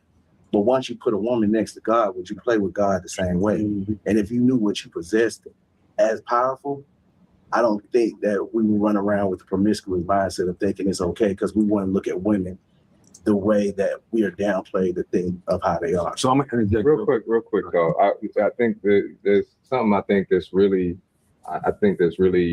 dope that you started with is around women being the first close to God, right? Like, because that's a fact. And talking about creation, talking about creating, talking about, because I do think people talk about the human race all the time, and it started with blah blah blah blah. It started in Africa, started in Africa with a black woman, right? And so I do think the closest you could get to power, the closest you could get to life creating circumstances and is with the black woman. I wonder, yes. But also just want to ground us in, when we talk about reproductive justice, it's not just about birthing, right? It's not just about having a kid. And it's about, when we talk about bodily autonomy, it's about, we all want the right to control our bodies. I don't want nobody telling me what to do with my body, right?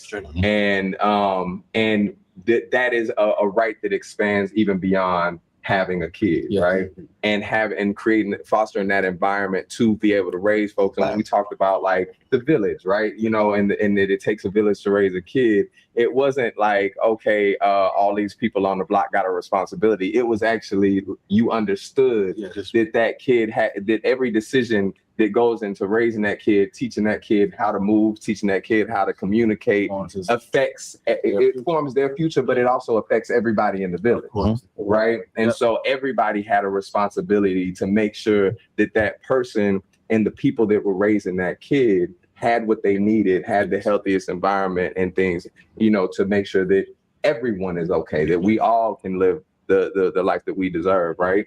And so, I do want to also make sure that, I ain't got no kids, just so I can't talk about, a father, but there are fathers at this table. I also got 25 nephews and nieces. I'm over here, you know what I'm saying? I would say, listen, bro, I need y'all to stop doing that. For those of y'all who don't got kids, you don't have, just because you got nieces and nephews don't mean you're taking care of them 24/7. So just because you got an idea or you see what's going on, you still don't know what's going on. I got nieces and nephews. Nigga, that don't mean nothing. That don't validate you or give you the credentials at all. Stop doing that shit. Cool. You can have it. You can have the conversation. Have the conversation. That's fine. Just like, what I'm saying, just like Kiki, she wanted to ask us if somebody on here was married. It really don't matter. If you got something logical to say and it makes sense and it can move the needle forward, then it don't matter if you're married or not. If it makes sense, it makes sense, regardless if you're married or not. And same thing with this guy. If he doesn't have kids or he does have kids and he says something that makes sense and it moves the needle forward, then all right, then say what you got to say. You don't have to validate yourself in that way. I hate, stop doing that. Stop trying to validate yourself. Just have a conversation. Because a lot of times when people try to invalidate you, that they're trying to find a way to say, nah, I ain't listening to you because you don't even do this, you ain't even doing that, you ain't even got this. So nah. Yeah, But nah, I get it though, but fuck. Nah, I agree with you. I don't that makes no sense for like to say like you said, she asked if anyone else is married. So if we're not married, we don't have, you know, the brain power to give our opinion on relationships. I mean, you gotta give you in a relationship before you get married. And then also like everyone that's in a relationship ain't doing it right. So like that or in a marriage they ain't doing it right. So what the fuck does that have to do with shit? That don't mean nothing. I mean, so yeah, I mean, yeah, bro. That's great. But you know what? I ain't gonna lie. Most time that will be a woman's criteria. You can only speak on some shit like that if you got this going on. You got that badge. You got this going on. It ain't like, yo, you're not even listening to conversation. You just hearing about like what sort of credentials I got. People, I mean, shit. You heard the lady on the other day, like on the fucking when dude was grilling about can a biological man have a child, and she fucking went all around the goddamn block. She's a fucking doctor, bro. Yeah, she's a fucking legit doctor. Like you crazy. I mean, come on, man. Sometimes you gotta use that common sense, bro. Yeah, I agree. Well, common sense ain't sold in vending machines, so it ain't common. Shit, I wish it was. It'd probably be a lot better. Yeah, I agree, boy. I got strategy over here. But there's perspectives from all and on this table from every angle of it, and I do want to go back to and you know we can go wherever you wanted to go, whatever you wanted to say, but I do want to talk about that you know, like you said, the government shouldn't be involved. Keeping in mind that this is a government that was steeped in what they call white supremacy. I like to call white delusion, right? You know what I'm saying? It was the same thing, right? And they don't want to believe that they came from a black woman. Yeah, and the definition. Becky, you came from a black woman. Well, the definition of you know masculinity, the definition of what we do with our bodies and how we define a government's role in that came from that corrupt standpoint, that corrupt perspective. So I 100% agree that the government shouldn't do anything about it. But where did you want to go with that? Well, I think one of the things that I think helps, I believe, with women's right in terms of their sexual reproduction is the relationship that we have with the black man. I heard a psychiatrist when I was on one of the panels say that African-American men and women are suffering from 450 years of post-slavery PTSD. Yes. So one of the things that I love about this thing right here is that the next one I want to see is black men and black women sitting down together and talking about how do we learn to exist in peace. And I say that because I'm saying this, and a lot of times I have to catch myself. It's emotional. I grew up with a lot of violence around. My father, when he drank, I seen him knock women. My father fight a baby. He was just off. He was mentally off from the oppression of this culture that broke him. And, you know, so we were born, a lot of us were born into that, our fathers, and we're trying to break those cycles. So somehow that ties into me to women's reproductive choices in terms of having a baby with a guy that's comes from a broken family. Now the baby coming in with a broken family and bam, bam, bam, and the mother's asking the father for support. And like, yo, I ain't asked you to have that motherfucking baby.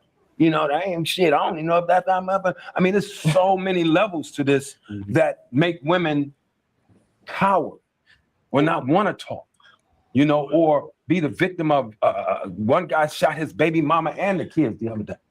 It's so I think we got to attack that from not just right now in this racist culture that we're seeing with this administration, but also from a generational standpoint. For sure. I don't have the historical. So everybody can feel how they feel, right? And I get it. I ain't saying feel one way or the other. But just because somebody's the same hue as you does not mean that they have the same mentality, goals, drive, or whatever as you. Kamala's not black. per the American definition of what black would be, per African American standards, she's not black. So we gotta stop the bullshit. And that's fucked up that you even have to say, you have to explain it that way. I mean, you know what I'm saying? I'm And just I get saying. what you're saying. So No, I get what we you're gotta saying. stop the bullshit. Now, do a lot of white people use Donald Trump as a golden ticket, so to speak, to get their dumbass stress off? Yes. Does Trump shut them down when they do dumb shit in his name? No. So I understand how stuff gets roped together. Right. But zoom all the way the fuck out and be objective.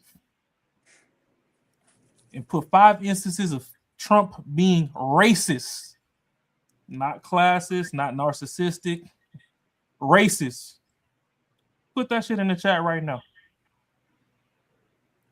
Okay, we can talk about the Central Park 5. Trump didn't put them motherfucking dudes in jail. God bless their soul. Trump had enough money to make that front page news that swayed public opinion that landed them there, but the prosecutors and the judges and whatnot put them in there. The 12, whatever the fuck you call them people that, I forget, the jury, whatever, them 12 people, they put them motherfuckers in there. Hold on, I'm gonna let you cook. Let me just throw this piece in here too. It's the same thing. What Trump did in that situation is the same thing what people do every single day. He judged them based off the court of public opinion, but he had money behind him to do it. And he had enough money to sway a lot of people to go the way that he was thinking.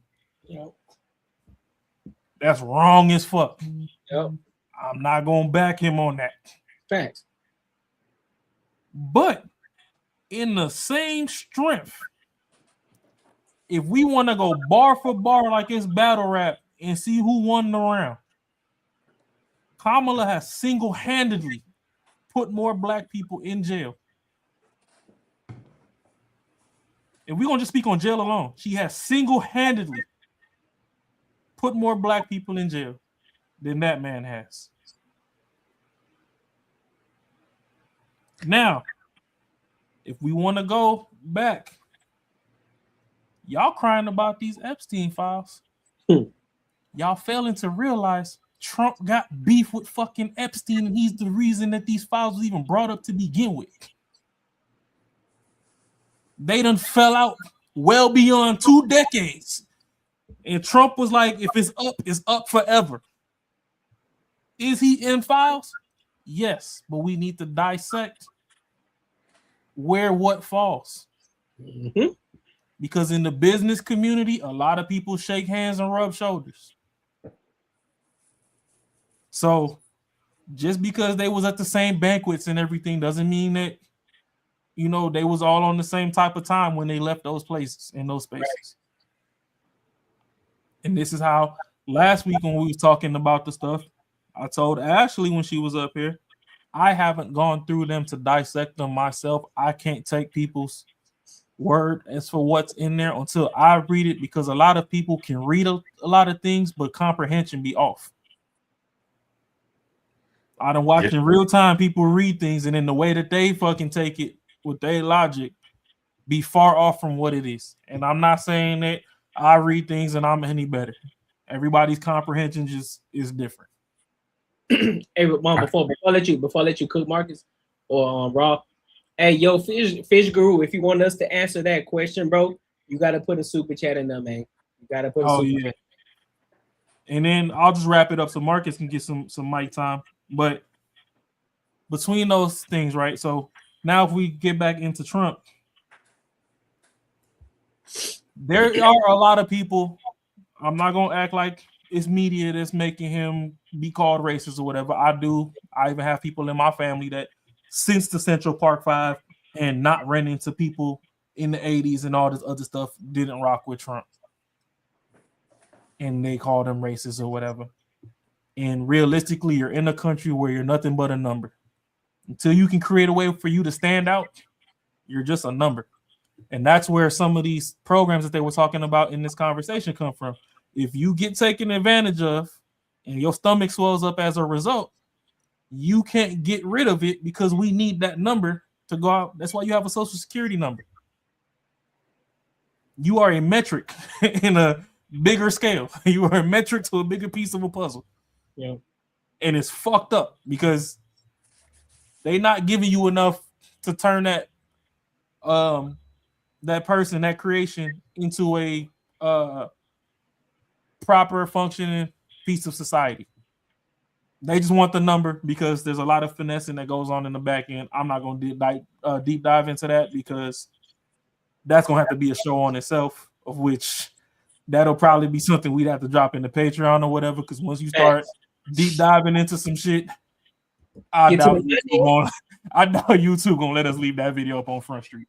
Facts. But what I'm driving at is, when it comes to Kamala, it's not that people don't have this thing where they just hate women so much that women can't lead.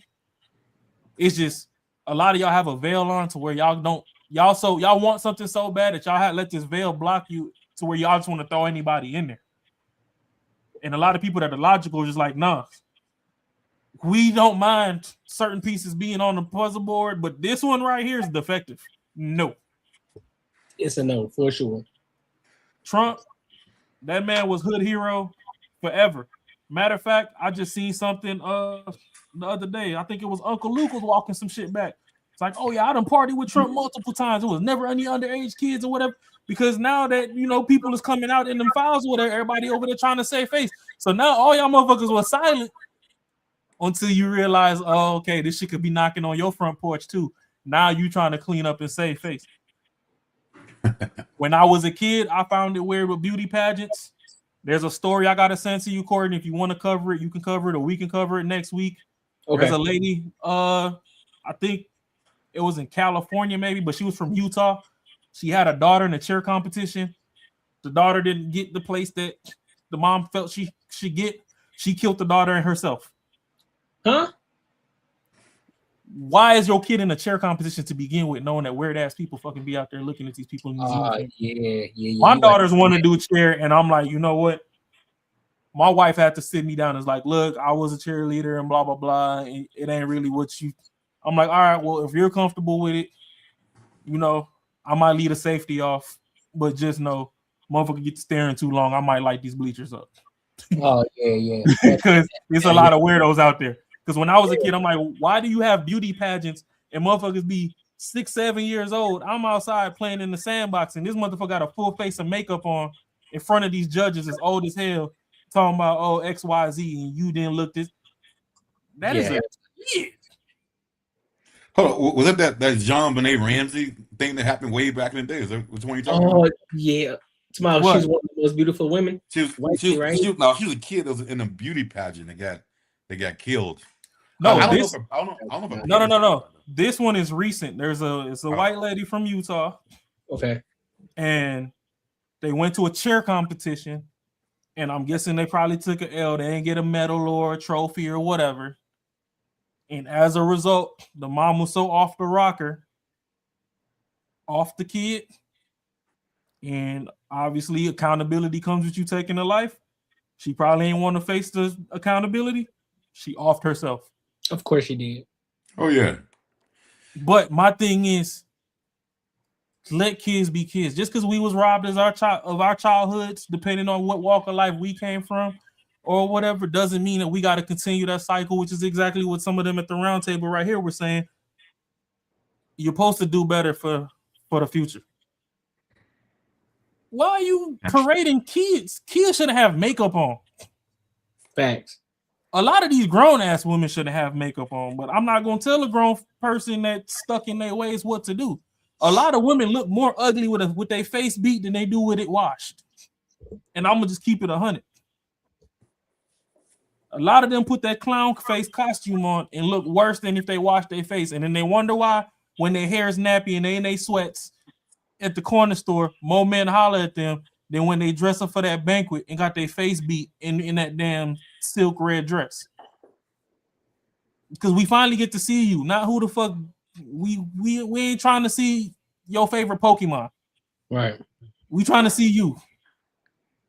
And that's when we get to see you when you nappy and you probably ain't brush your teeth and you thought you could just sneak in and get some toothpaste real quick and run back home. And it's like, nah, run me your number first, sis. But yeah, let's get back into it because this shit long and it's gonna be more spots to speak on. Cool. Information, man. That's why I'm a listener, man. I'm a great listener. But you know, when I hear, you know, from your generation, your perspective, and your perspective, and everybody's, you know, perspective in the sense that as we get into it, I feel like we let women down in that regard. We didn't stand on business. And what you mean by that? I just feel like we let depression wear us down. Fathers let depression wear them down and beat them down, take them out of the house, and therefore they forced them out of the house. Forced them. No, they had a program. They forced them out. They didn't leave the house. I feel that. I understand that. I can't. But ain't nobody gonna make me leave my woman. I get that. I get it. But ain't nobody gonna make me leave my family. I get what. I understand that. I could never fathom what went on back then. I think you might be alluding to weak ass men allowing things that might be coming up. Like, you know, like, oh, this seems like, I don't know exactly the historical presence of it either. But you know how you say like, oh, like, you know, you stripping us from the house.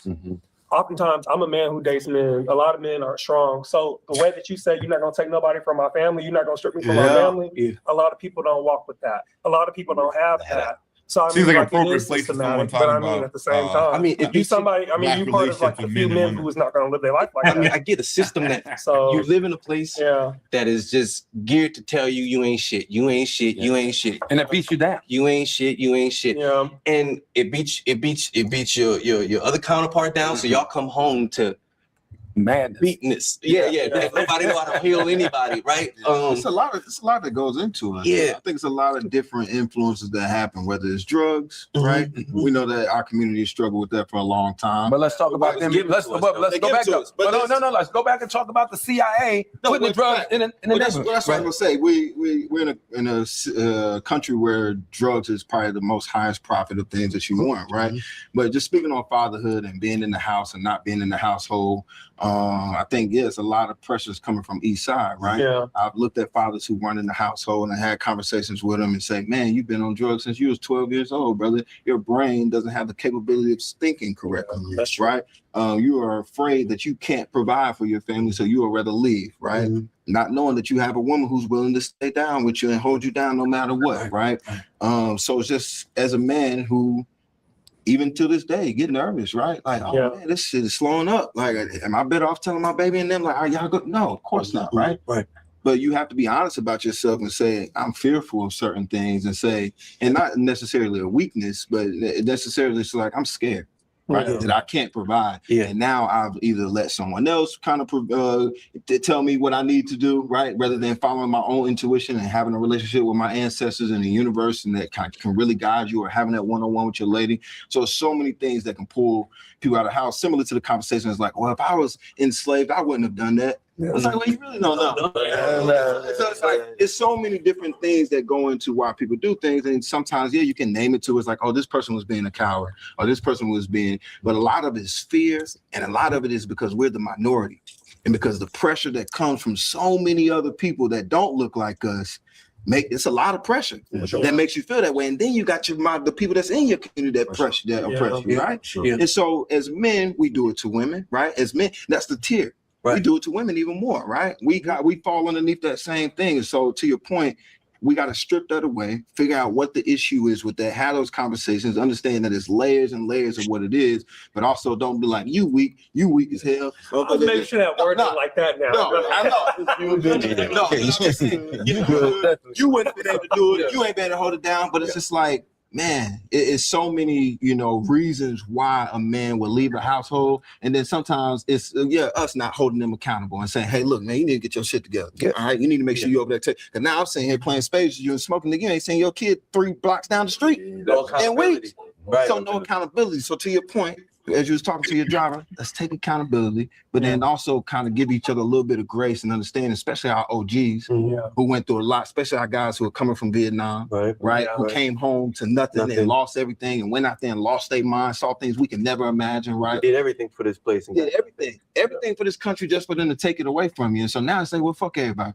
You know, that's my entry point to this conversation. I think that because I went to college and I got a master's degree in human relations, I really sat with and grappled with power and domination when it comes to like gender discrimination and when it comes to discrimination against women. So for me in this conversation, thinking about like fatherhood, I can't help but to think about the way in which I was introduced into this conversation about women's progression and how there were critiques of Black women that talked about how us as men start thinking about this shit until we start having kids.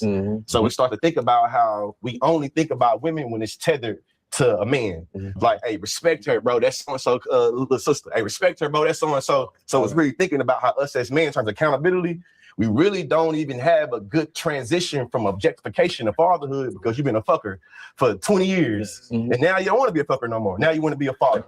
Because we don't have that accountability to think about the like how we are taught to objectify women. I know in our conversations it'd be like, hey, you can get respect from the homies based off how you get down on a bitch. Yeah. To be real. You can get capital, popularity, preference based off of how you're able to dominate and objectify other women. So then when I come into the conversation and I want to talk about progression of women, we start to have different, I'm gonna say pathology, different ways that stigma taps into it. And I think one of those is us being very critical about how we relate to women that's not related to us. Like, how do you respect women that's not your sister, that's not your mama, that's not your, you know what I'm saying, you feel me? Oh, even when you find them attractive. Like, how do you respect for those women? And I think that the conversation starts before we start thinking about fatherhood. It starts to me, thinking about it in middle school, you know what I'm saying? But also in this conversation though, it's like, hey, so before you became a father, before you became a father, when did you think about the general welfare of women? Well,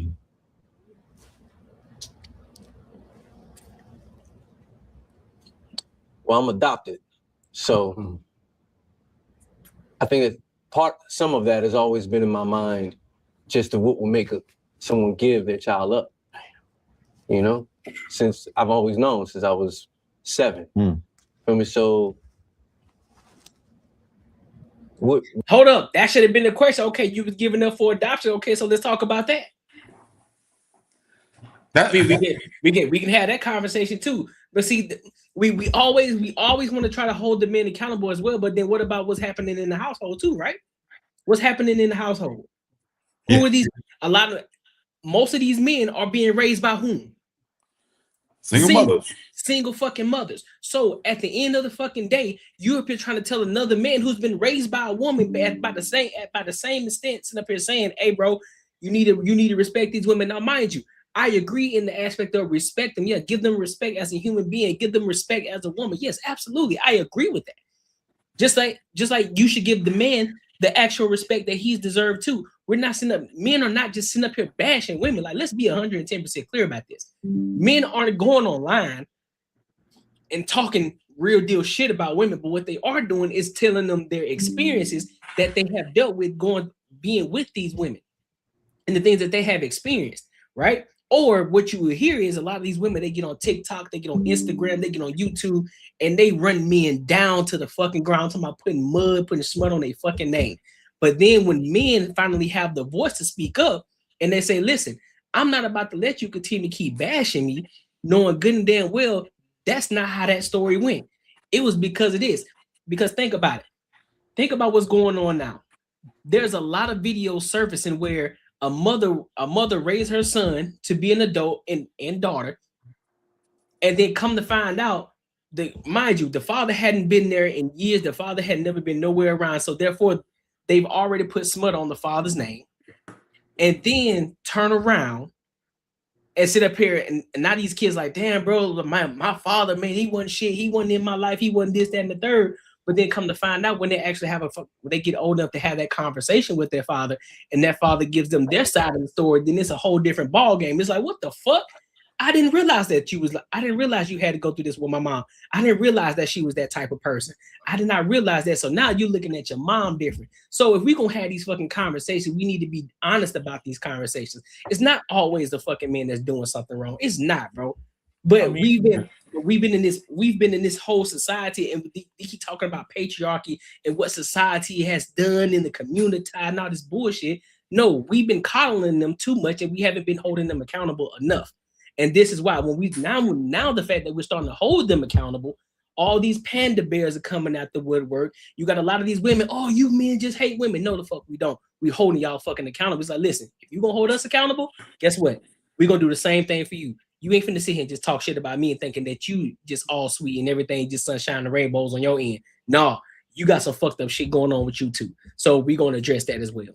Simple as that. But the way this dude's painting the whole situation in a narrative is that we are the ones in control and we're fucking assholes and we do all sort of shit. All the time a man's gonna check out another dude is if he's like, hey, that's someone else's sister or someone's mother or whatever. No one does that shit. Only time I've ever seen a dude check someone is when that bitch is talking shit and he was like, whoa, that's so named sister. Don't even engage. It's not like she's all nice and shit and the dude rolled up and like, yo, I'm gonna talk shit to this bitch. That shit does not happen, bro. Like that does not happen in a scenario. I'm not gonna say that shit never happens, but I'm gonna say if there was a majority of the time the dude is nice to a girl. You know, like they're usually there's nothing that's brought on to where you're gonna be an asshole. So I mean, you can't be just you can't just think you can say whatever you want to say and then don't get consequences from that. But yeah, just the way these dudes are painting this narrative that dudes leave the house because they're feeling ashamed or because they're feeling they're not doing whatever and they just leave. That's typically not the case, bro. Like typically the case is as soon as that motherfucker hits that door in that house, that chick's gonna tell him what the fuck he ain't doing for the whole duration of the time he's there.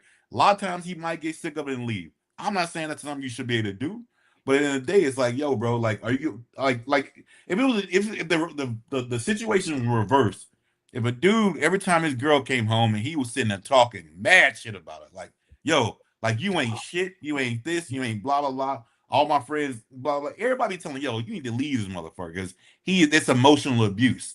But like if a chick's doing it, it's almost like, yo, like it's not even counted. That's more of a passion. If a girl comes in and bitching you all day, that's passion. That's more, hey, she wants better to come out of this situation. It's like, come on, bro. Like it's gotta be even on both sides. And again, like if you have a kid, a lot of times, again, hey, a lot of these chicks, their mentality is, hey, I'd rather do this shit by myself because I'm gonna have the government assistance, and also I can tax your ass, get money from your job or whatever. So I really don't fucking need you. I want to do this shit on my own. I don't have to deal with you. So I don't know why no one's telling that truth. That's facts. What environment was she in? Did she feel protected? Did she feel wanted, cared for, seen? All the things. So early on, I think it's kind of gone to a place of just humanity of it all, just like a person. I want to do what I want.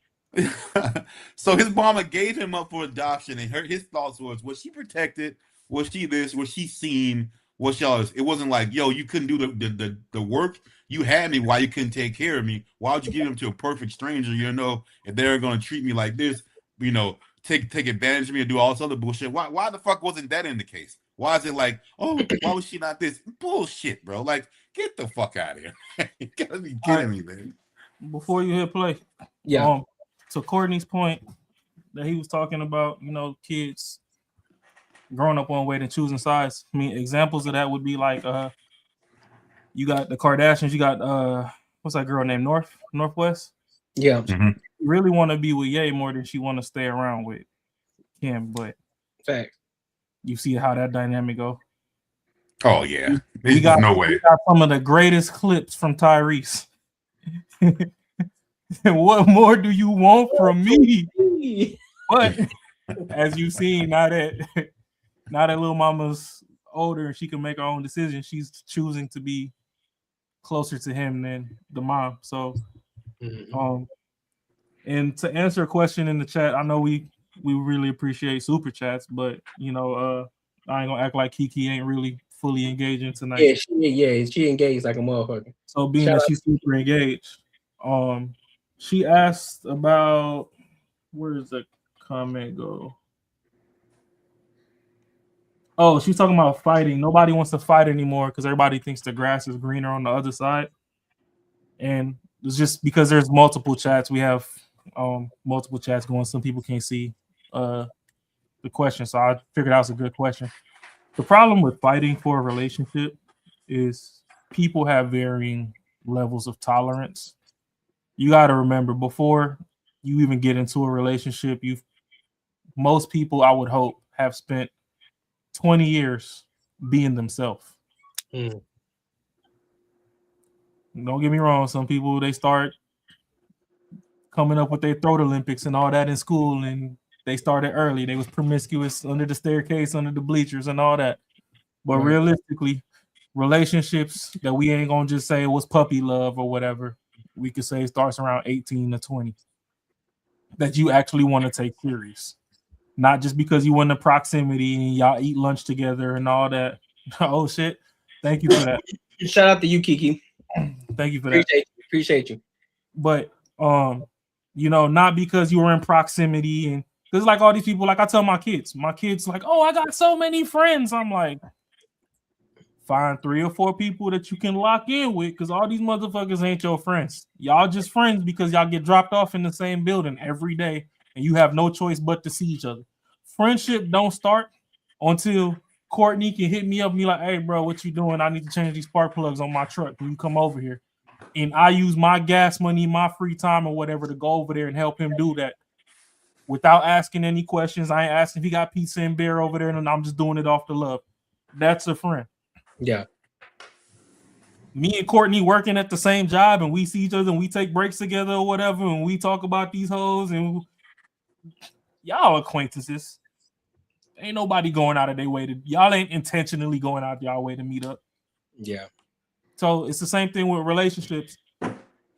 There's a middle ground. People have their traumas, people have their tolerance levels and things like that. So it's like, you know, sometimes I can only speak from a man's perspective. Man, we don't necessarily attack every minute detail, but sometimes things will bottle up. And if we realize there's more things getting added to the jar than what's being taken away, eventually the man might just step away and just be like, oh, this is damaged goods altogether.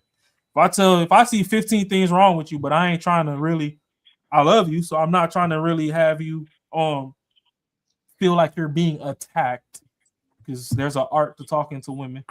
Yeah. I might just give you 2 or 3 bullet points that I want you to work on. I might have all 15 jotted down for you to work on, but I'm gonna give you 2 or 3 at a time so you don't feel attacked. You can just get your continuous improvement. Whereas women, they'll bottle the shit up and just lay everything on the table all at once, and it's like, all right, well, shit, fuck it. If you just calling me an ain't shit ass nigga, you can't see not a goddamn thing I done did altogether, then shit, I'm out. Right. These bitches outside love me. So if I'm public enemy number 1, hey, I'll make it great for the both of us. I'll leave. You ain't got to get no gray hair, and I'll get back to these hoes. Somebody gonna love me. And it's a toxic way to look at it, but we speak in generalities, and that's kind of where like a disconnect goes, and tolerance levels and stuff go, you know. Or you might have the other side to where, hey, the dude don't know how to really express himself through words because he grew up in harsh environments, and now you over here in Ike and Tina's attitude cleaners getting your hair put through the washer dryer. And even in that scenario, I would tell you, for your safety and for your life, to leave. I don't care how much you love him. You should be getting dented up every Friday on Friday. Like, God damn. The motherfucker got a schedule for your ass to get beat. But we can get back into it. Want to do when I want to do it. Right. I want to feel how I feel. That's me. I want the same for everybody. Yes. I want you to live your life. I don't want nobody to take their life. But for the most part, if it makes you happy, go do your thing. That's me. Right. That's who I am. I understand that a lot of people are not like that. A lot of people also don't have my experience that has probably made me this way. For sure. My upbringing, You dig? Single parent household, only my mama, watching my mama deal with men, a safety engineer at NASA, you know, surrounded by white men, telling her she don't know what she's doing, and she telling them, you got to put the gloves on. You know what I mean? It's my perspective is from that's my earliest. That's written. I want to, because how in this moment, because we have, when we're talking about the government, we have abortion bans, Georgia, my home state, Texas, that's leading to women dying, you know, babies dying, people being less safe. And here we have folks, we've been hearing about folks being hung, lynched. We've been hearing about so many things this year that scared Hey, I'm just me asking one question real as quick. to how I got a big. Hey, well, hold on. I'm gonna just ask y'all a question. Who do you think is more against abortions, women or men? Because only when I hear talk about it, for the most part, are women out talking about how women shouldn't have abortions. I know they always throw this shit in these talking points, but I don't hear a lot of times that men are fighting that women shouldn't have the right to have an abortion. Yeah, I think in that, and that's a good question. I think it's women though. I do think there's like women who's fighting it. I 100% think there's more women who think it's not right to have for a woman to have an abortion than there are men trying to push that should be illegal. But that's always a talking point that's what men are trying to do, which I don't think is the case at all. But all right, yeah, we can go. Yeah. I think I also feel like that's women that are like that when it comes to always bringing up the topic of abortion. Realistically, I don't really believe men care either way, but at the same time is when, you know, us having a say so has been demonized so much to where nobody really on a grander scale of things takes into consideration where we're coming from with it. Yeah. A lot of us just really gave up on the shit. So it's like, you know, hey, I might really, really, really want to have a kid with you, but if I got you pregnant in the 10th grade, does it really make sense for you to keep this baby right now? Like, or you know what I mean? Like, your parents loved me until you got pregnant. Now they hate me, and I'm the one that's supposed to be responsible for us. Yeah, Can we just get rid of the first one and pray to God that, you know, he gonna bless us again after we get some college and stuff under our belt? Like, do we really got to do this right now to where I'm public enemy number one? I done fucked up your life, like, you know what I mean? Yeah. It's like it's things like that, and that's just trying to be on the slightly more positive side of it. I mean, it's a bad situation altogether. But here's the thing though, Kiki. Men are here's what you got to understand. Men aren't silencing women. You got to understand, women are trying to silence men. They're saying men aren't the ones who don't have a say in anything. They're saying that men can do what they want, but then they can't tell a woman what to do. They're trying to silence us. So all they've done was give the power back to the states. That's all that they were trying to do. Taking away from the big government and giving it back to the states. That's all that they were doing. But people got in the uproar about it, thinking that they were trying to take their rights away. That's not what was happening. At the end of the day, you still got a choice to make. You still got to be the one to lay down with that man and open your legs up and then invite him inside you. You still have the control over your body, whether that man wears a condom or not. You have the control. Now, that doesn't mean that he doesn't have control on whether he wears a condom or not either. It leads up. It's his responsibility as well. But if it's going to be your body, your choice, you have to be protective of your body.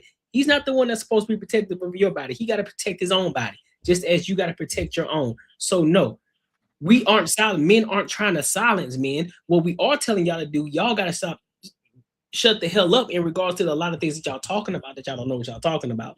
Well, even then, that's what men are doing. So we got to stop. We got to stop this rhetoric. Or we trying to silence men? No, or silence women. We're not doing that. We're not.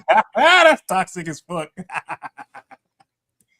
No, so you telling me no? I never have. Why would I have to? The fuck I need to. See, that's what I'm saying. So you tell me you get bad. So you tell me you get bamboozled like that. Nigga, it's either we in this bitch raw or we not. What we doing? But I ain't finna nigga, I'm either in that bitch raw or on the wrong background. I'm not finna be sneaking this side. Nigga, you do know that can be seen as rape, right? Great, I'm sorry. Like, nah, I'm good on that. Listen, I'm good on that. Hey, man. I'm good on that. Shit. Y'all got my hottest water in the night, boy. She said, she said slip in the most part.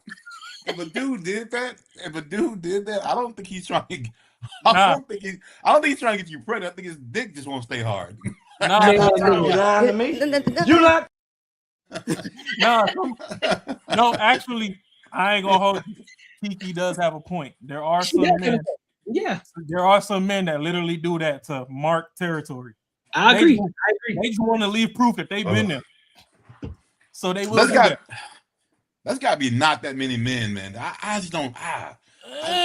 I'm gonna just say that you was blessed to live in the country and you ain't had too many neighbors. I ain't gonna hold you. Nah, I agree. I agree with Ron on this one. Yeah, it's some niggas out there, bro. In the hood, boy. Bro. Niggas, bro. No, I'm not saying there's none. But I'm saying, yeah, bro. I know that there's some grimy ass dudes out there, some motherfuckers who try to mark their territory and someone have a kid with this. But I don't think it's that. It's not a lot. Marcus, listen, man. You stick to the 4-wheelers and hey, bro, and fresh river catfish fishing, noodling and shit. I got a couple cousins got about 10 kids though, bro. Hey, believe me, I know what's up. Man, I'm telling you, Jermaine and Bobo running through them. Hey, I know what's up. I'm gonna say there are some cats that are like that, but God, they are easy to fuck. They are easy to point out. They already got my 4 or 5 baby mamas. You should already know. Like that's look easy to point out. That's fair. That's fair. Honestly though, if y'all done met before the act and y'all agreed upon using a condom, then just midway you slip that shit, you are a devious demon. You dirty. I mean, if you do that shit without her knowing it, yes, you are a fucked up person. But if y'all both agree and just take it off, then hey, y'all agreed on that. But yeah, if you do that shit without that person knowing, then you fucked up. See, I'm unbiasedly raw. So for me, raw is law. If the option to hit raw ain't even on the table, I don't want it to begin with. Now it's questionable. What are you doing? What are you doing in your free time that this is mandatory? Shit. How you so comfortable with doing this? Yeah. How you so comfortable doing this? Like, hold on. I tried to hit you with I ain't even got one on me. You just opened up the damn toy drawer and there's something in there already on deck. Man, listen here, man. I'm gonna take the hand. We're gonna actually watch the Netflix. Fuck this. That's where you got the multicolor ones. Hey, they got all the ones from the clinic, the multicolor ones. Now you up here question, you up here second guess. You're like, man, I don't even know why I'm here, man. But with the raw is law, there's a science to it. When raw is law, that alleviates you from a lot of one night stands and all this extra shit too. Because now you got to actually talk to the shorty and learn some pattern recognition and see, like, you got to get to know the person before your first, sescapade, your first clapping. So, now is where you actually putting judgment on the table. Yeah. I think where a lot of us as a society went wrong is once all these, protections came into place, people started weaponizing the protection just to get their nut off. Because now you like, oh shit, well, if I got these condoms in my wallet, then fuck it. If she a baddie, she a baddie. I'm hitting right now. If she going, I'm going. And it's like, all right, well, shit, what if you don't slip it off? What if you fucking get the poking and that motherfucker so good that you done ran through the front of that motherfucker and tore through and she had something? Now you had the Jimmy on and you still burning. Scary place. It's like these days you got places like Atlanta that, or Houston. Well, Houston is transplants. I'm gonna tell you the backstory of Atlanta is the CDC got offices and stuff over there. I think Atlanta's a big science experiment. But like I said, that's another video we gonna get into on Patreon because I ain't even gonna uncover that tin of sardines. That's a beast over there. I ain't gonna hold you. But I think a lot of those people that are quote unquote in the community, the allies, I think they were lab created. And just like we can go with the C-19.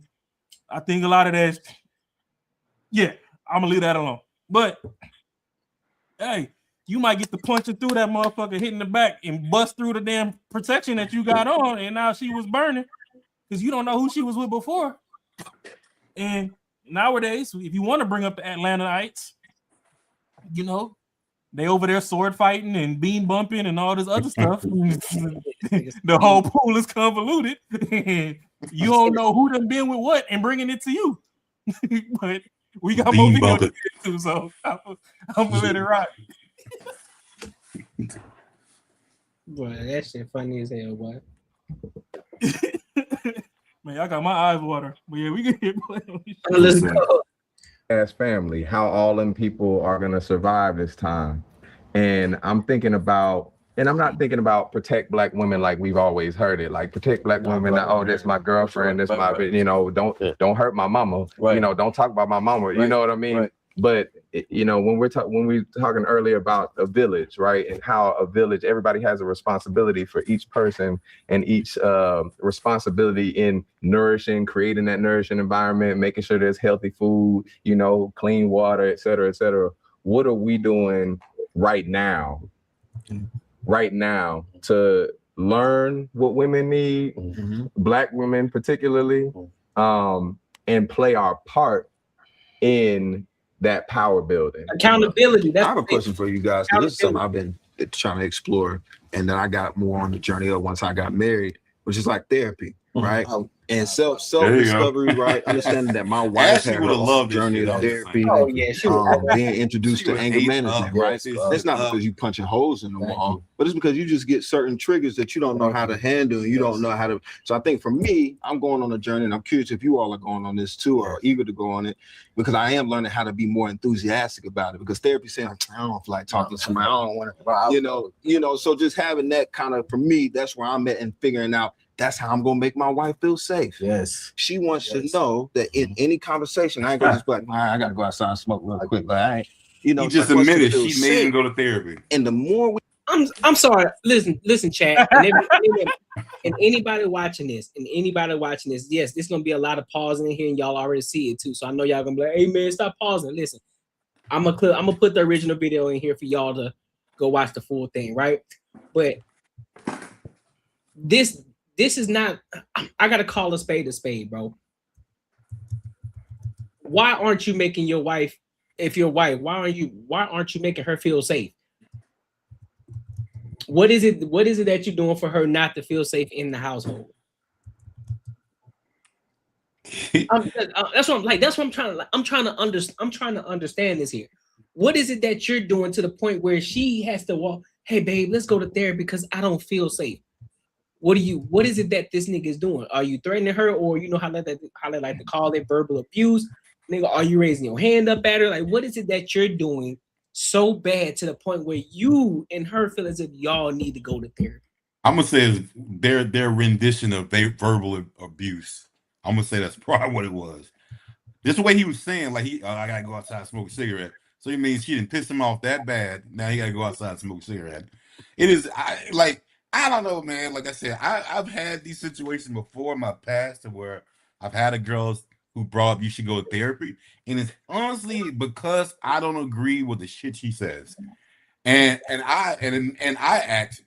I ain't even lie, man. When I get mad or I'm upset about something, I get loud, and I will never change that. That's always gonna be me. Yeah, I mean, you got to be stupid. You think I'm gonna hit you or something? I tell every guy like, you ain't even worth me going to jail for. I would never touch you. Like shit will never happen. So like, if that other bullshit, you scared because I raised my voice, but you saying some dumb shit. I mean, you can't deal with that. I don't need therapy for that. That's just who I am. Like, I don't give a fuck. You can't convince me that I need to go therapy because you can't handle someone getting loud. Okay, cool. Yeah, bro. I'm not understanding, bro. The more I hear these niggas talk, I'm like, y'all sound like some suckers right now. That's what it sounds like to me. Oh, and that's not to say this. That's not to say that they aren't men or whatever the case may be, but it's starting to show a little bit more and more that a lot of these niggas ain't got no backbone. They don't lead. They believe in partnership. They don't believe husband and wife. They believe, oh yeah, she's my partner. No, nigga, that's your wife, and you're her husband. Bro, what? Hey, hold on. What's the title of this? Their conversation again? What is it again? It's called Black Men Trust Black Women Roundtable presented by Sister Song and BLD Power. So you can tell this is just bullshit because half of the people ain't black. A couple of them don't like women. I mean, not that they don't. I mean, you know what I'm saying. And some have flipped over to here's the thing. Gender. But I'm sorry, right? Here's the thing. Yes, it is. It is. But however, the way that people don't even say husband and wife anymore, because typically people use partner because of same-sex marriages. So that's why they started to use partners. They say, oh, well, because this is my partner, because if it's woman and woman or man and man, that's why they started to use partner. Typically speaking, when we say husband and wife, it's a heterosexual relationship, it's my husband, this is my wife, or this is my, whatever the case may be. So it has that connotation between the two, because that's why they started to say partnership. But now it has been hijacked to mean it, across the board, like, hey, this is my partner. Is that we're equals? Yeah, it's like, oh, we're equals. No, we're not. Yeah. No, that doesn't mean that we aren't of equal value. But no, we're not equal. So no, I'm the husband. You're the wife. Yeah, a rat gets in the house, or you can go get it? No, you expect my ass to go get it. Or fucking a bigger cockroach or some shit in the house. You're not gonna go do nothing with it. I gotta fuck with it. So like, I mean, they're none about the shit's equal. Like, it's not equal at all. It can't be. You can't just pick and choose what you want to be equal, but the other shit should be not that way. It's more, man. Partnership is kind of like, I think it's more diminishing than saying husband and wife. Like, I don't understand how people don't like those roles anymore. I don't like, certain sort of like responsibilities for each other. Like, I don't know. I feel that women have the most problem with that type of shit. I think men like their roles of what it is. And a lot of times your role is to do more, and men fucking typically like it. So I don't know why women always got to be like, hey, you know what? On your side is a lot better than our side, but we want our perks, but we want your perks too. I don't know, bro. It is just crazy. Yeah, I don't know either. He can make them feel safe. Yes. And because naturally we all want to provide. Most men, you want to be the provider, you want to go out there and do the thing, but you forget about it ain't just monetarily, it ain't just hanging out with your son and your daughter. It's like, how do I have these conversations and actually know how to have them? Yes. Because sometimes you don't understand that. You don't get taught how to, deal with impulse control and all those type of things. I would be curious to know if you all had your own therapy journey and trying to figure out how to, obviously keep your spouse safe or anybody in your life to safe. I know we're particularly talking about the women in our lives. So. He literally said just what I was about to talk. I don't care what said. If you think you are okay, go to therapy. If you don't, I've been in therapy like 4 to 5 years, and it's bigger than, like Luke was saying, I'm going to stay in my house, but just because you stay in your house don't mean you're going to have a healthy environment, because you could stay for 20, 30 years for them kids, but if they saw anger and this, that, and the third, you can't be mad that they go out and do the same thing with what they saw. It is encouraged that if you take it self, you need to take it self. You need to have couples there. We as men, even wanting to be better, we only have the information that we've been given amongst each other, but we don't have different perspectives. It's okay to take perspectives from white people because they don't have the mindset of survival that we have. So when you hear different, you think different, you move different. You're more optimistic to know how to move within your household. It is good. My children, I don't care that they're only 9, 10, 7, 6. They have problems, and every black man at this table had problems. We had situations we couldn't talk to people about. Get your children in therapy. If you can't afford to do it, healthcare can cover it. Get your children in therapy because they need to have that healthy outlet to have somebody. They don't always feel safe talking to mom and daddy, regardless of how well we are. They don't feel safe doing it. Can you pause this, bro? I'm gonna let Marcus cook first. Hey, no, this is crazy shit. You talking about The kids got problems they can't talk. Of course, the kids got some shit they don't want to talk to you about. It's gonna always happen, but it's still a right and a wrong, man. You can't be like, yo, everything you need to act on every fucking emotion you have. Even as a kid, you gotta learn. Hey, bro, there's some shit that I don't. Even if I feel a certain kind of way, I don't. There shouldn't be an outlet for me to express it. Like you just don't fucking do it. I don't understand this whole thing, and the whole thing about like having disagreements in your house and shit. That is normal. That's a normal situation. It's going to happen. You can't shield your kids from normal life, from shit that does happen. I mean, if you want to learn how to resolve issues, yeah, that's cool. But arguments are going to happen. It's crazy when you hear people say in their house their parents never argue. And I'm telling you, if you ever go and get into a relationship with a man or woman like that, it's going to be fucking difficult. Like it is hard as fuck dealing with someone who parents shelter them from arguing because they can't handle fucking shit. I've been in relationships like that before, and they can't handle a goddamn thing, bro. They break down all the fucking time. So, yeah, y'all think y'all helping them out, but you're actually fucking them over at the end. Exactly. You know? Yeah, but I mean, even then, for me, I don't argue. Well, first of all, I don't argue with women. Period. Like, oh shit, I do all day. Go sit your ass down and calm the fuck down, and when you're ready to talk, like an upstanding citizen in society, we can talk. But I'm not going to be arguing with you because that's the quickest way to end up in the cleaners. You're gonna be right here.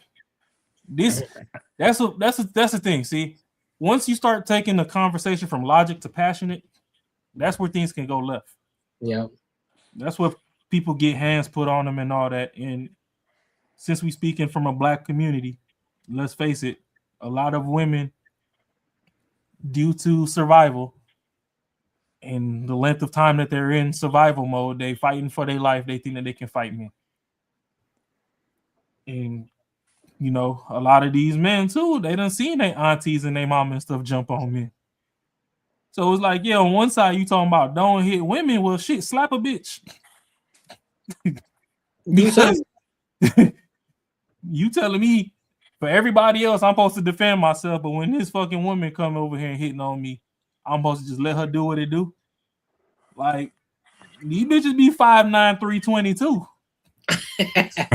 That's a whole linebacker. Like, no. What we not gonna do is have you put me to sleep and have me on the highlight reel on Twitter. You got me fucked up. That's right. Straight cold clean piece, no biscuit. I'm sorry. but no, back to relationship dynamic. I don't argue with women, so I don't even argue with mine.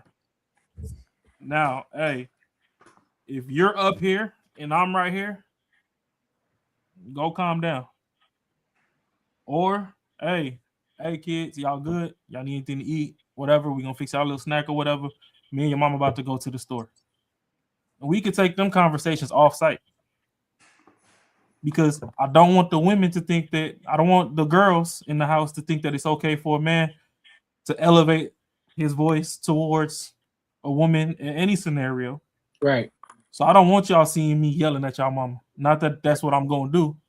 Right. But even if it ever had to get there, I don't want y'all seeing that. Neither do I want my sons thinking that, oh, okay, how you resolve conflict with the woman is raising your voice and yelling and throwing your hands and flat. No. Miss ma'am, go in that room, go get dressed. We finna go out. Now we can go talk at the park, whatever. If we yell in front of strangers, the motherfuckers don't know us. Fuck y'all. Y'all NPCs. I might never see you again. It is what it is. And ultimately, you should never get physical. If a woman got you so far out your body that you're trying to get physical with her, you know, once or twice, write that shit off like you write off taxes. 3-4 times, that ain't the woman for you. Y'all can't find the middle ground. Hey, I know we got what we got going on, especially if you're not married. I know we got what we got going on, but I think we're safer apart than we are together. I'm going to be there for what we created together, but as far as it comes to me and you, we can't be within the same proximity. If y'all want to take these paths of counseling and therapy and all that, y'all can go do that. Honestly, I don't see how people are sitting at the table saying that they're leaders and then y'all in therapy and then y'all in there for 5, 10, 15, 20 years. Because what's the end goal on that? Like, Ain't no way you that fucked up to where you damn near need to be in therapy for as many years as you've been on the planet Earth. If you can't resolve shit in fucking 700 days, if more than 2 years fucking ain't fix your problems, then bitch, use the problem. Because every time they fix something, you put 3 more on the table. It's a good point. I'm sorry. Like, it don't make sense. All this endless therapy. Like, no, you need some fucking friends. And you need friends that hold you accountable. And you need to be able to be in circles to where it's not just comfortable and, oh, let's go get a bottle of Douce or Casamigos and twerk on the table. Or for the guys, let's go just shoot basketball and talk about bitches in a fucking negative manner and see who done fucked who the most and whatever. And not build anything positive. Or not be like, hey, man, I'm down bad right now. Like, I don't even understand why life is going. Have you been through a situation like this? Like, where are those conversations? Why are you sitting down with somebody that probably never even went down the fucking path of life or even seen the shit, even in a movie, and talking to this motherfucker and they giving you something out of a textbook that was written by somebody else that ain't never did it, as far as that's how you supposed to fix your shit. That's the problem. That's what we need to bring the community back. So all this running off and outsourcing, why are people outsourcing their duties? You the fucking parent. If the kid doesn't want to come and talk to you, there's a flaw in you somewhere. Fix that. Because why aren't you an open door enough to where that kid knows that, hey, right, wrong, or indifferent, I might hate the response, but I can go to mom and dad and get shit handled. Or at least get some clarity. Now you finna outsource it to this other person that's finna have them fucked off in a whole new way. Now that kid gonna grow up and talk about they hate you, but their therapist was fucking a better dad than they dad. We just watched a video the other day where Shorty said her dad was a better mom than her mom. Yeah, that shit was wild. That shit was wild. He's like, bro, what the disrespect? And some people gonna look at that as, oh, I see what he said. No, bro, that's disrespectful on all levels. Man got a whole pendulum slapping his thighs when he running. You talking about he a better mom? Ain't no breeze going up his skirt. That shit was wild. That man got Bojangles. What do you mean a better mom? Like, y'all gotta stop with the bullshit, and we gotta stop outsourcing shit. That's the problem. When it comes to conflict resolution and actually resolving other things as well outside of conflict, people don't want to stand up and face. Nobody want to look in the mirror and actually be like, you know what? I am actually ugly as fuck. How can I get cute? How can I get handsome? Y'all fucking ugly as fucking running to Sephora. That's not the solution. You still ugly under the fucking foundation. Courtney favorite word. Just because you cake that shit on top don't mean you any less ugly. We can see you, nigga. After 2 hours when that shit get to start cracking and we can see that layer of fucking Play-Doh on your face, you still ugly. Let me play those issues. Let me play this other part of this go ahead. video where Clifton was about to get into it with old buddy. Grandparents were slaves. So what I've learned is it's not your mother's fault. It's not your father's fault. It's not your fault. We were born into 450 years of post-slavery PTSD. I am 69, I'll be 70 in March. I've just learned how to love. Our parents didn't know how to love. Their parents didn't know how to love. And if I could say anybody maybe had an edge, it was the women. That's why I celebrate Black women. I live with a psychiatrist, forensics detective, gangster, loving Scorpio, Pisces, Cancer, who's just been patient with me to teach me how to love. But in closing on this, because I don't want to get too deep, how's he a I triple called my mother? buddy, man. I said, I'm fucking up, bro, really bad. I'm fucking up. So I've never been monogamous. So I don't even fucking know What age did you become a monogamous? Today. No, but let me just say what it is. To know. And we don't talk about this. We don't talk about dopamine being in a pleasant center of the brain like we talked about oxytocin is the hormone. It's called the cuddle hormone. So a lot of times we're just talking in generalities. And that's why I think what you said about counseling, because a counselor is going to get inside of this from a real, not even white people perspective, just from a scientific perspective, unless science is not wrong and the brain is not made with it. So when I hurt my girl, which I've done over and over, and I commend her for even being with me. And I said it in my podcast, and I'm gonna say this and stop. I called one of my partners who was brilliant. He said, when you hurt somebody, where you leave them is where they stay. So I think our parents, our grandparents, our uncles, the people that raised us, those men who treated the women outside the house nice, but then put the thumb on the grandmama and put the thumb on the girlfriend or whoever. They are all, it all comes from out of all of that. And I think that's what makes me excited that we're going to bring the women and the uncles and we need to bring them all in here. But go ahead, what are you going to say? The one thing that I just want to talk about in Luke, make sure I say the name right, crop this part out. Okay. What Luke brought up was like accountability. Like, yes, we can talk about, what our families did to us, all this, all that, but eventually, and I know why people try and say this, and I really don't like that, but eventually comes a point where you have to decide, how do I want to live my life? I haven't talked to my daddy in 6 years. I don't give a fuck about what my family has gone through. I know where I will go. So it's like, you can only say that for so long. Black women are tired and, kind of like putting onto them like, hey, like, you didn't do this entirely, because everybody in here, several people have talked about like, going to counseling. Have that upon yourself. Stop waiting for a woman to tell you what you need to do. Take that upon yourself. Let me address that real quickly. For me, I didn't know fucking how to Can I say one more thing? No, I have to say this, because another thing that happens is too, you live your life for so long, and I'm not meaning no disrespect by this. It's all right, just say it, bro. But when you hit your 60s and your 70s, I want to be right. Okay, but let me. I want to live my life right. I want someone to take care of me and protect me, and that's what a lot of women have issues with. I'm living it right the fuck now. As I said, I said 60s and 70s. Let me say this. Don't overtalk I'm gonna fucking overtalk you because you're talking out of but you're not gonna disrespect. You don't know what the fuck you're talking about. I do. Love it. I do. You don't know what the fuck you talking about. Oh, I do. You can't I do. I don't know it, nigga. I do. I'm good. You don't know what the fuck you're talking about. Fuck out of here. I'm living. You can't tell me what the fuck I'm living, nigga. I'm living it right now. You cannot fix no shit that you don't even know is happening. I think there's a misunderstanding. No, but he's generalized. You can't. Let me stop. This is what it is. Let's get to the truth of this shit. You can't fix no shit unless you meet somebody who is on another level to help you elevate to understand.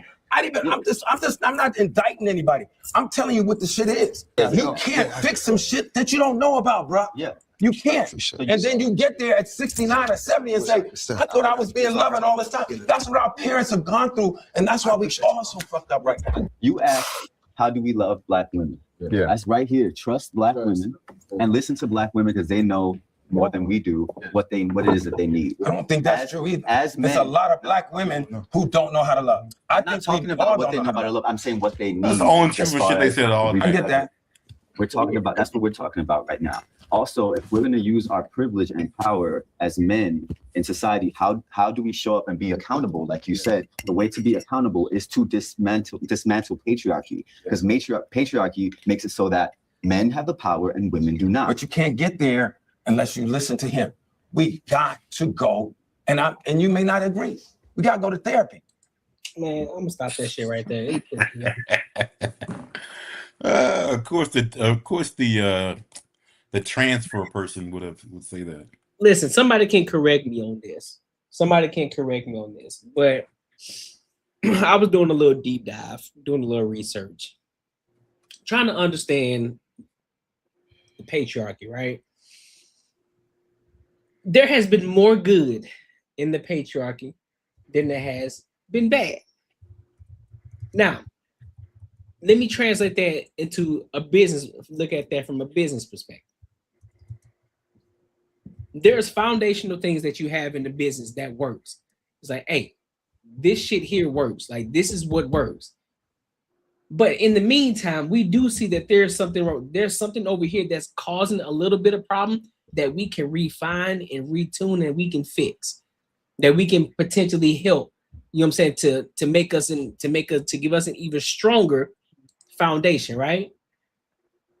Rewind the frame to where I got you.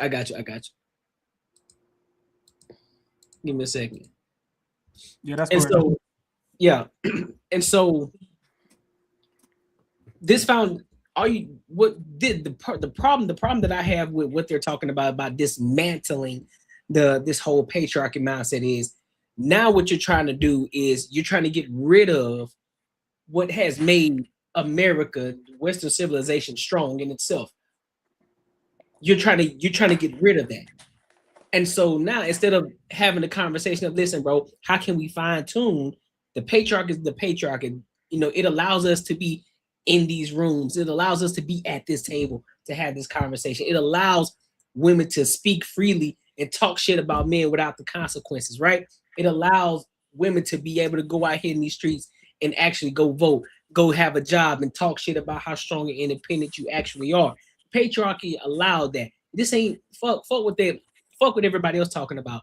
Fuck all the protests and all that shit, because at the end of the day, those men still have to give you the right in order for you to even have the opportunities that you have today. So I don't want to hear none of that bullshit about the whole feminist movement. I don't want to hear none of that. But to get down to what I'm saying, look at it like a business. You have a foundation of what made the business strong, what made the business successful, right? You don't want to get rid of that, but you can fine tune in order to improve the business, in order to get better, in order to strengthen the foundation of the actual business. So this shit of dismantling, no, they can miss me with all that shit. They can miss me because they still aren't providing a solution. You're just saying dismantle, go to therapy, and trust Black women. That's all you're saying. I haven't heard a solution in actually how this is going to improve the world, because you're just saying improve Black America. That's all you're talking about, and it's still not coming from anywhere, because all of these niggas at the table have been raised by single moms. None of these niggas have fathers in the household, and you can tell by the way that they're talking at each other right now. And this is the shit. Didn't that one dude say he got adopted? He might have two people. Yeah, you know what I'm saying? Oh yeah, buddy. No, he says mom. He says mom was his mom running the show. So I think a single mama adopted him. Yeah, he was adopted. He still got raised by a single mom. So like, what the fuck we doing? Yeah, but these are the people, like you say, the patriarchy is what made all this shit possible, and what has worked correctly for this whole time. It's like almost like if you have so there's more people who are capable of owning businesses and being successful than there are not people. There are more people who are workers, but workers think that they can own business. It'd be like this. It'd be like you could ask someone that owns a business if they own a business and one of their biggest customers that came through kind of made sly remarks, just say racial, like somewhat not directly racial remarks, but sly racial remarks. Would you stop doing business with that person, or would you keep doing it? And most people who own business say that shit don't fucking bother me. I'm gonna keep fucking doing business. That is one of my biggest customers. I don't give a fuck. It doesn't really bother me. But you ask someone else, they'll be like, "Oh, I cut him in a minute." And that person right there is the one who will never be like a business owner, but they got the most to say and they can talk the most shit. And those are the ones who want to have this utopia of a fucking world and not the real world shit. So they think like I said, that's why you want to dismantle the patriarchy, because they live in that utopia world. They really, really, really think that men, if there were no men or whatever, that the world will still run the same, if not even better. That is just fucking crazy stupidness.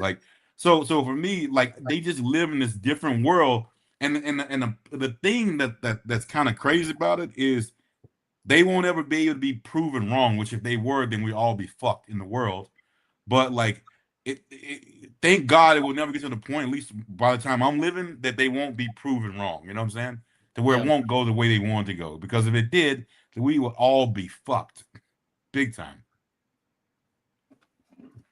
All right, before I start, I got a question for the comment section. Whoever's gonna catch the restream, we could even turn it into a little 10-second clip. Y'all can respond on TikTok or whatever the fuck y'all want to respond on. My question is, as a Black person at your current age right now, why do you hate white people?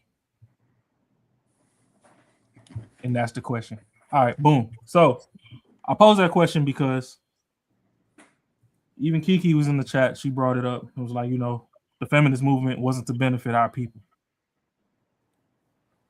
we get up on this internet, we get in conversations, rooms, whatever, all day long, and we keep polarizing black versus white and all this other stuff. And I get it. We don't have the best of backgrounds.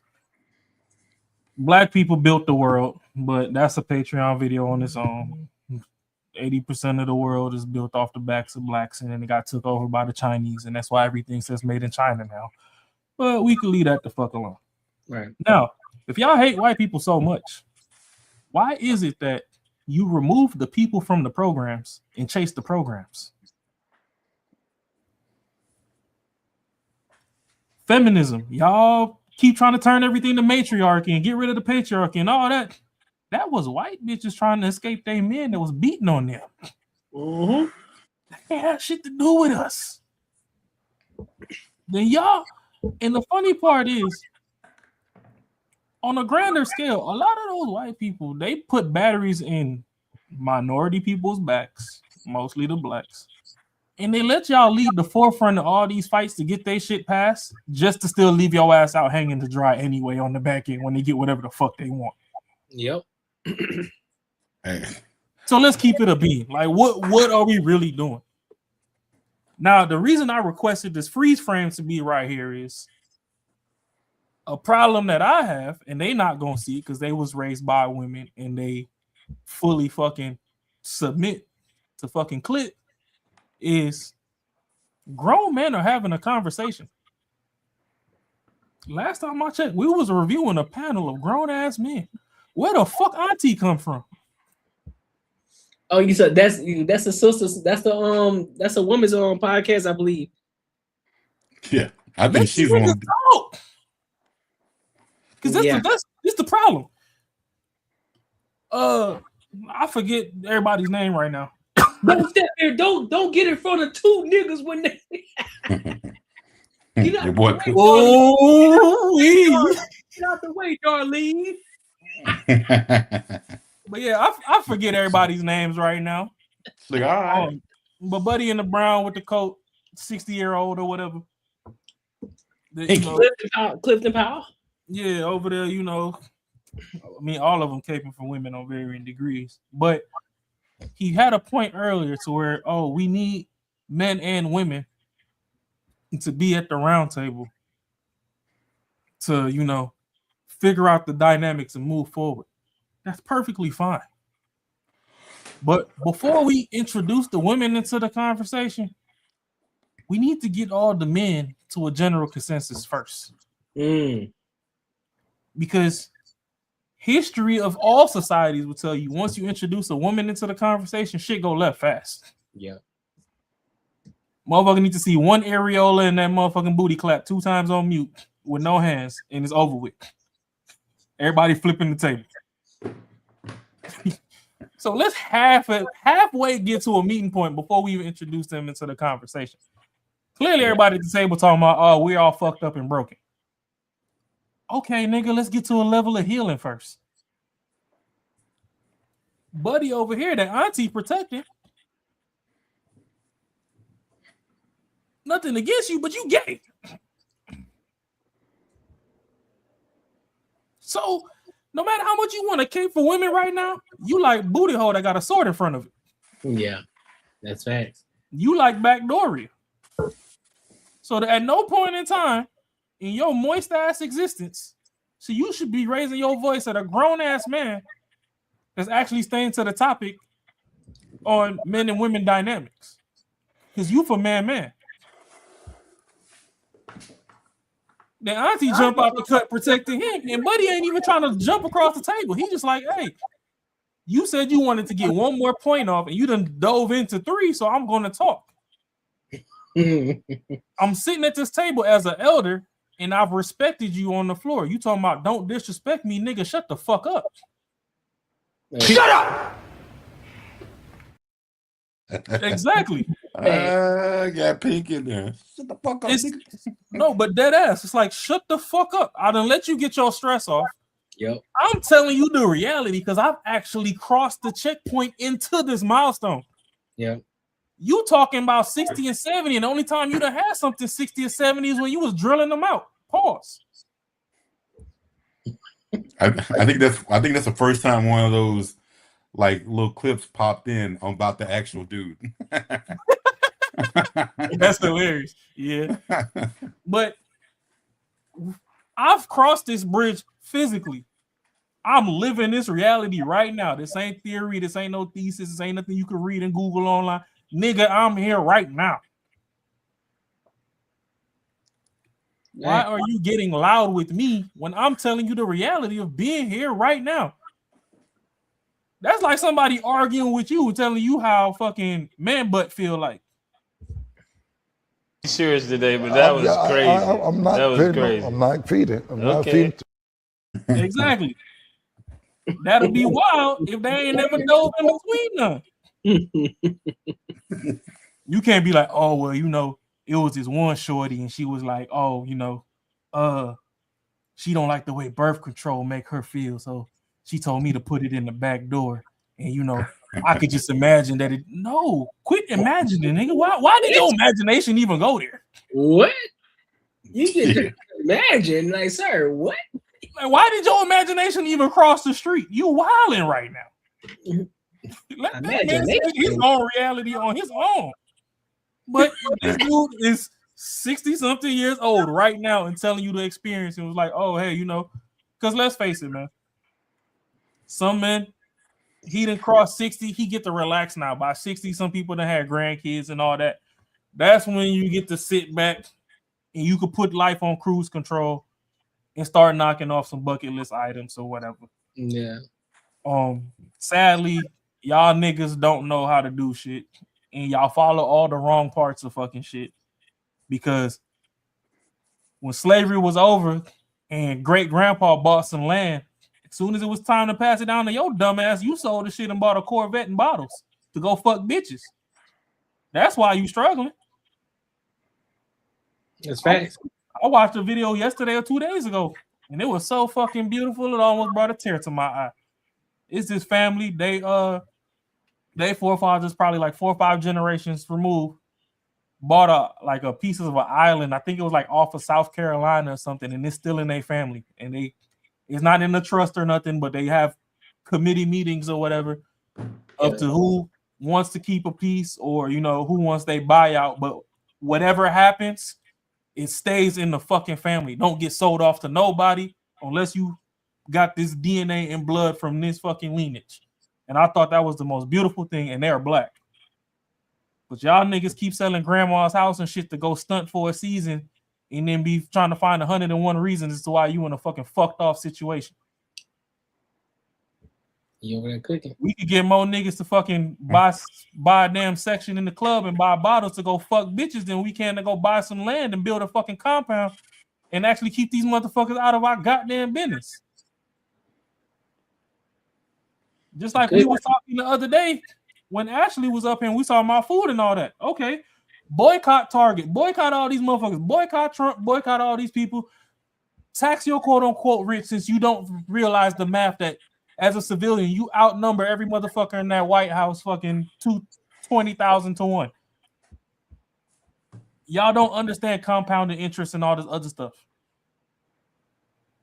Yeah, we make jokes. Shorty over there selling her titties on OnlyFans for $7.99.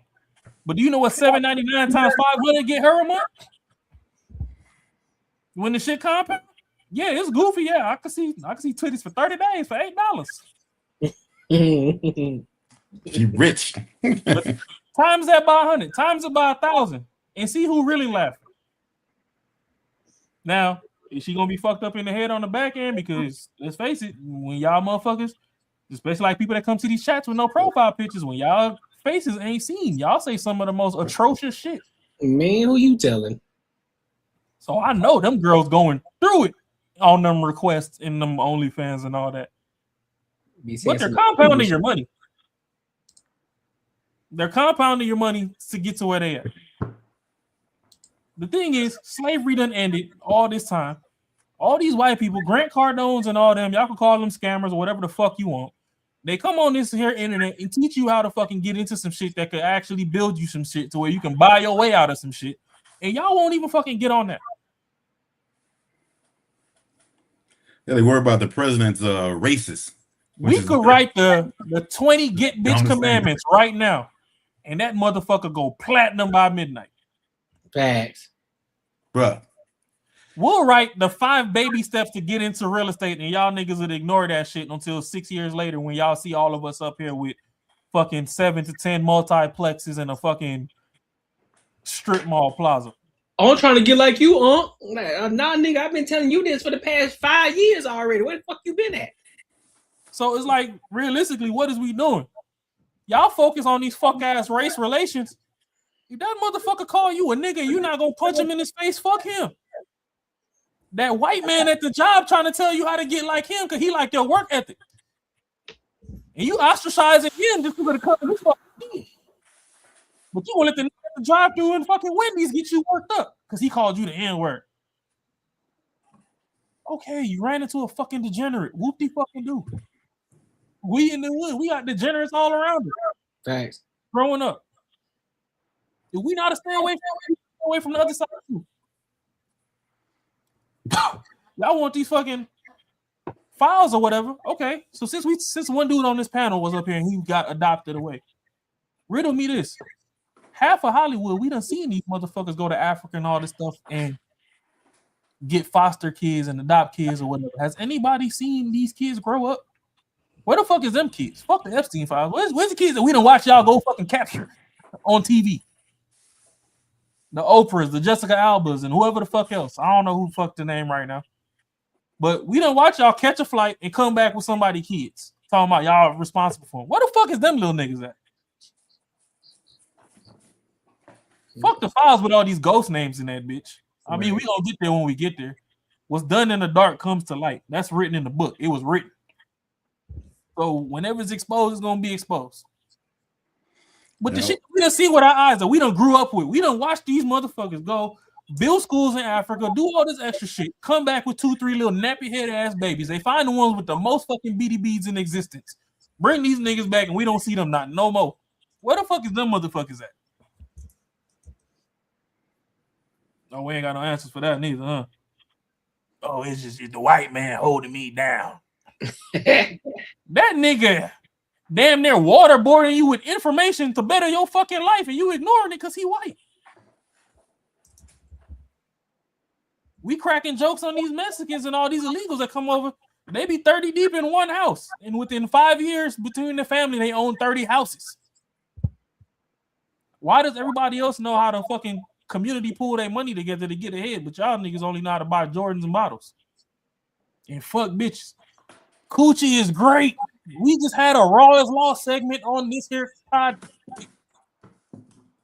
Them sweet interiors are magnificent, but when you pull out, nigga, what else do you have to offer society? What positive contribution do you have apart from dropping 15 more little niggas off on the block that y'all not trying to fucking feed because the mom ain't giving you head no more? Like, let's start there. When are we gonna get some land? Y'all worried about, like I was bringing up the grocery store thing earlier. We worried about boycotting all these stores and all this. Y'all niggas not even building no fucking stores to replace the shit you boycotting. So where the fuck am I supposed to get my groceries? Because you boycotting Target, but you ordering on DoorDash, so your DoorDash driver going to Target to pick the shit up for you. So are you really boycotting, nigga, or you just fucking buying shit in third person? It's fake outrage. Because y'all niggas can't grow watermelon seed if y'all fucking shit it out in the fucking woods and water the damn shit pile to begin with. And that shit's supposed to just take its own natural form by itself.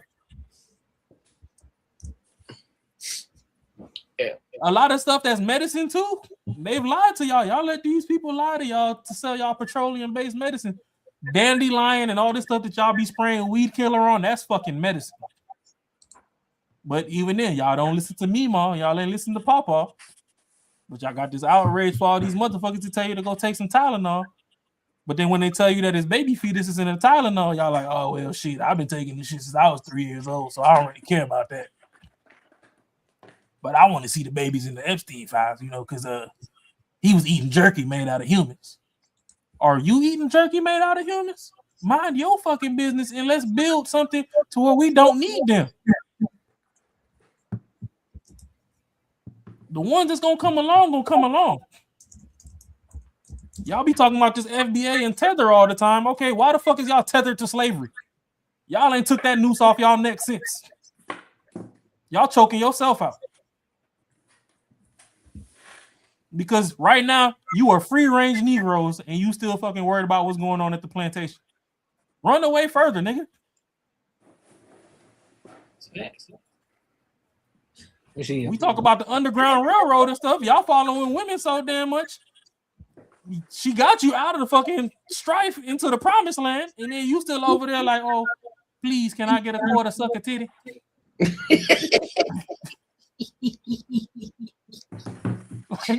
your own bitches, man. Go be a leader. Go be substantial. Y'all over here in therapy, like, yeah, you see, I just don't know why I'm broken. The women just don't listen to me because they can see that you's a bitch ass nigga. That's why they're not listening to you. Yeah, you can lead and call the ISO on the basketball court. That's because we trying to win the game. After the game, them niggas don't even call you. So are you really a leader? Who calls you for advice? Shit, that's a fact. Or is everybody else? Or are you calling everybody else for fucking advice because you don't know what the fuck going on? And you paying all these people that went to school. I mean, a lawyer, a doctor, I get why they go to school or whatever, but motherfuckers coming out here with arts degrees. You need a nigga to teach you how to draw? Don't overcook them, bro. Let's go to the next topic. Don't overcook them. I mean, well, okay, so I ain't gonna overcook. All I'm gonna say is a lot of things in life can be solved with seat time. Put your ass and glue that shit to the seat and put some hours in trying to learn something positive. And quit worrying about what the fuck they doing across the street. Because the only reason their grass is greener than yours is because they have fucking turf. Water your shit. You staring at niggas' turf and they ain't even got to water this shit because it's fake. Their grass not greener. It don't exist. Water yours, nigga. That's all I'm saying. But hey, I'm going to end my rant. That's a fact. Listen, make sure y'all like, comment, and subscribe for the algorithm, and make sure y'all hit the bell notification. All right, so we're gonna go to one last topic for tonight. We're gonna switch gears real heavy on this one. We're gonna talk a little bit about LeBron James. Shout out to Jordan and his team for winning Daytona 500. We're gonna play that. We're gonna play that video too in the midst of this. We're gonna play that video too. Don't worry. We're gonna play that too. So I want to play the video first. Matter of fact, I think I should play the Jordan first, and then we'll play the LeBron. So there's two small videos, and then we'll give our thoughts and opinions on it, right? So I want to play. Let's play that one first. Let's play the. Is this a vision you had? I'm not LeBron James. Let's play this one first. All right. We're gonna play this one first. This is some people's GOAT. Some of the people's GOAT, right?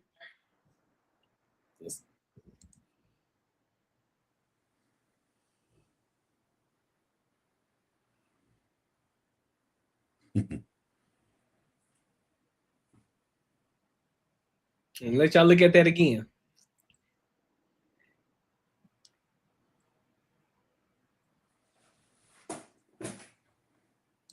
All right, so what's y'all thoughts on this so far? What's y'all thoughts on this?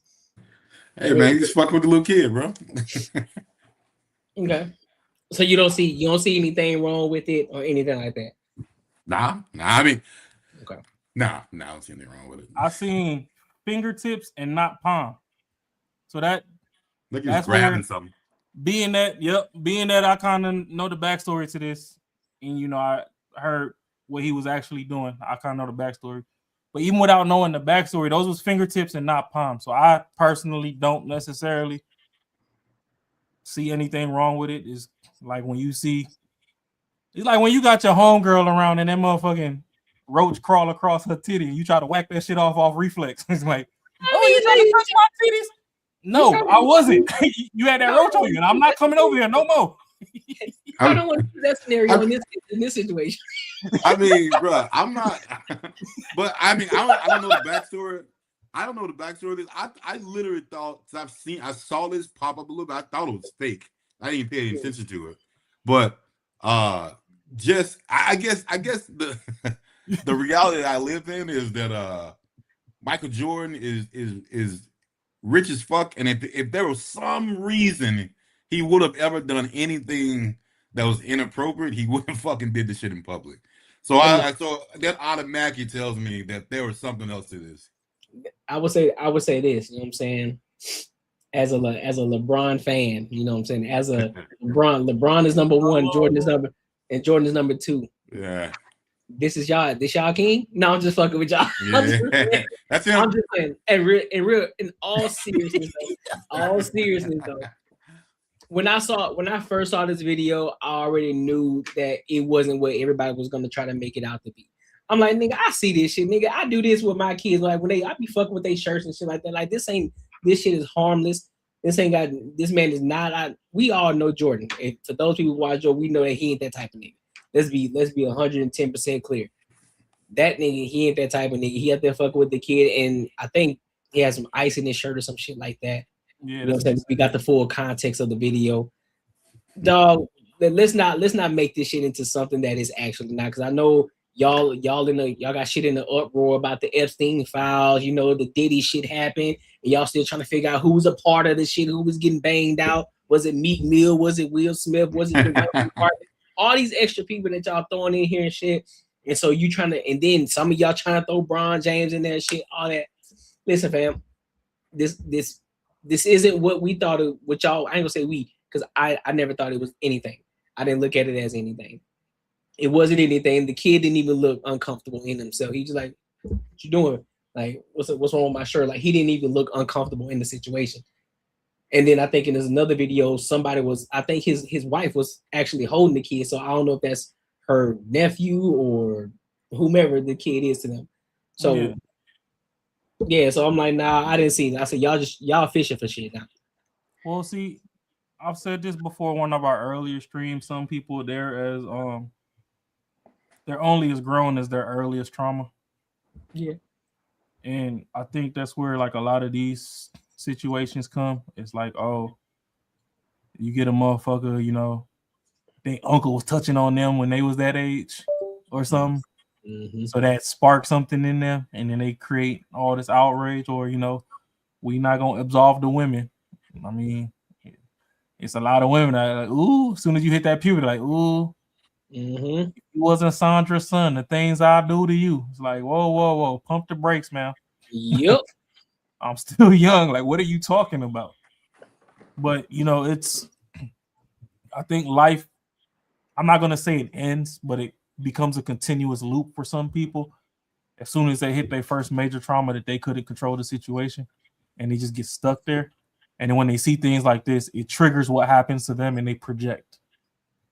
Realistically, 85 to 90% of people, when they speak on things, they project a lot of their personal bullshit on general scenarios and muddy the waters when it's not that. Just like I said, when you look at it, he got fingertips, look like he grabbing at something, and then he go to the bottom and kind of like try to shake it out. Cause he making sure that he ain't fully, cause he got big fucking hands. Yeah. So if he wanted to palm that shit, it'd have been over with. Pause. Pause, whole ass. You know what I'm saying? Pause. You know what I'm saying? But he was you trying. hear what you're saying out loud, bro? just say it, bro.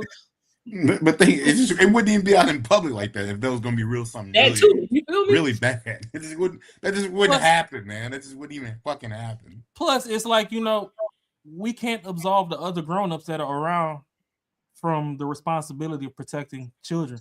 Children are some of the most protected things on earth.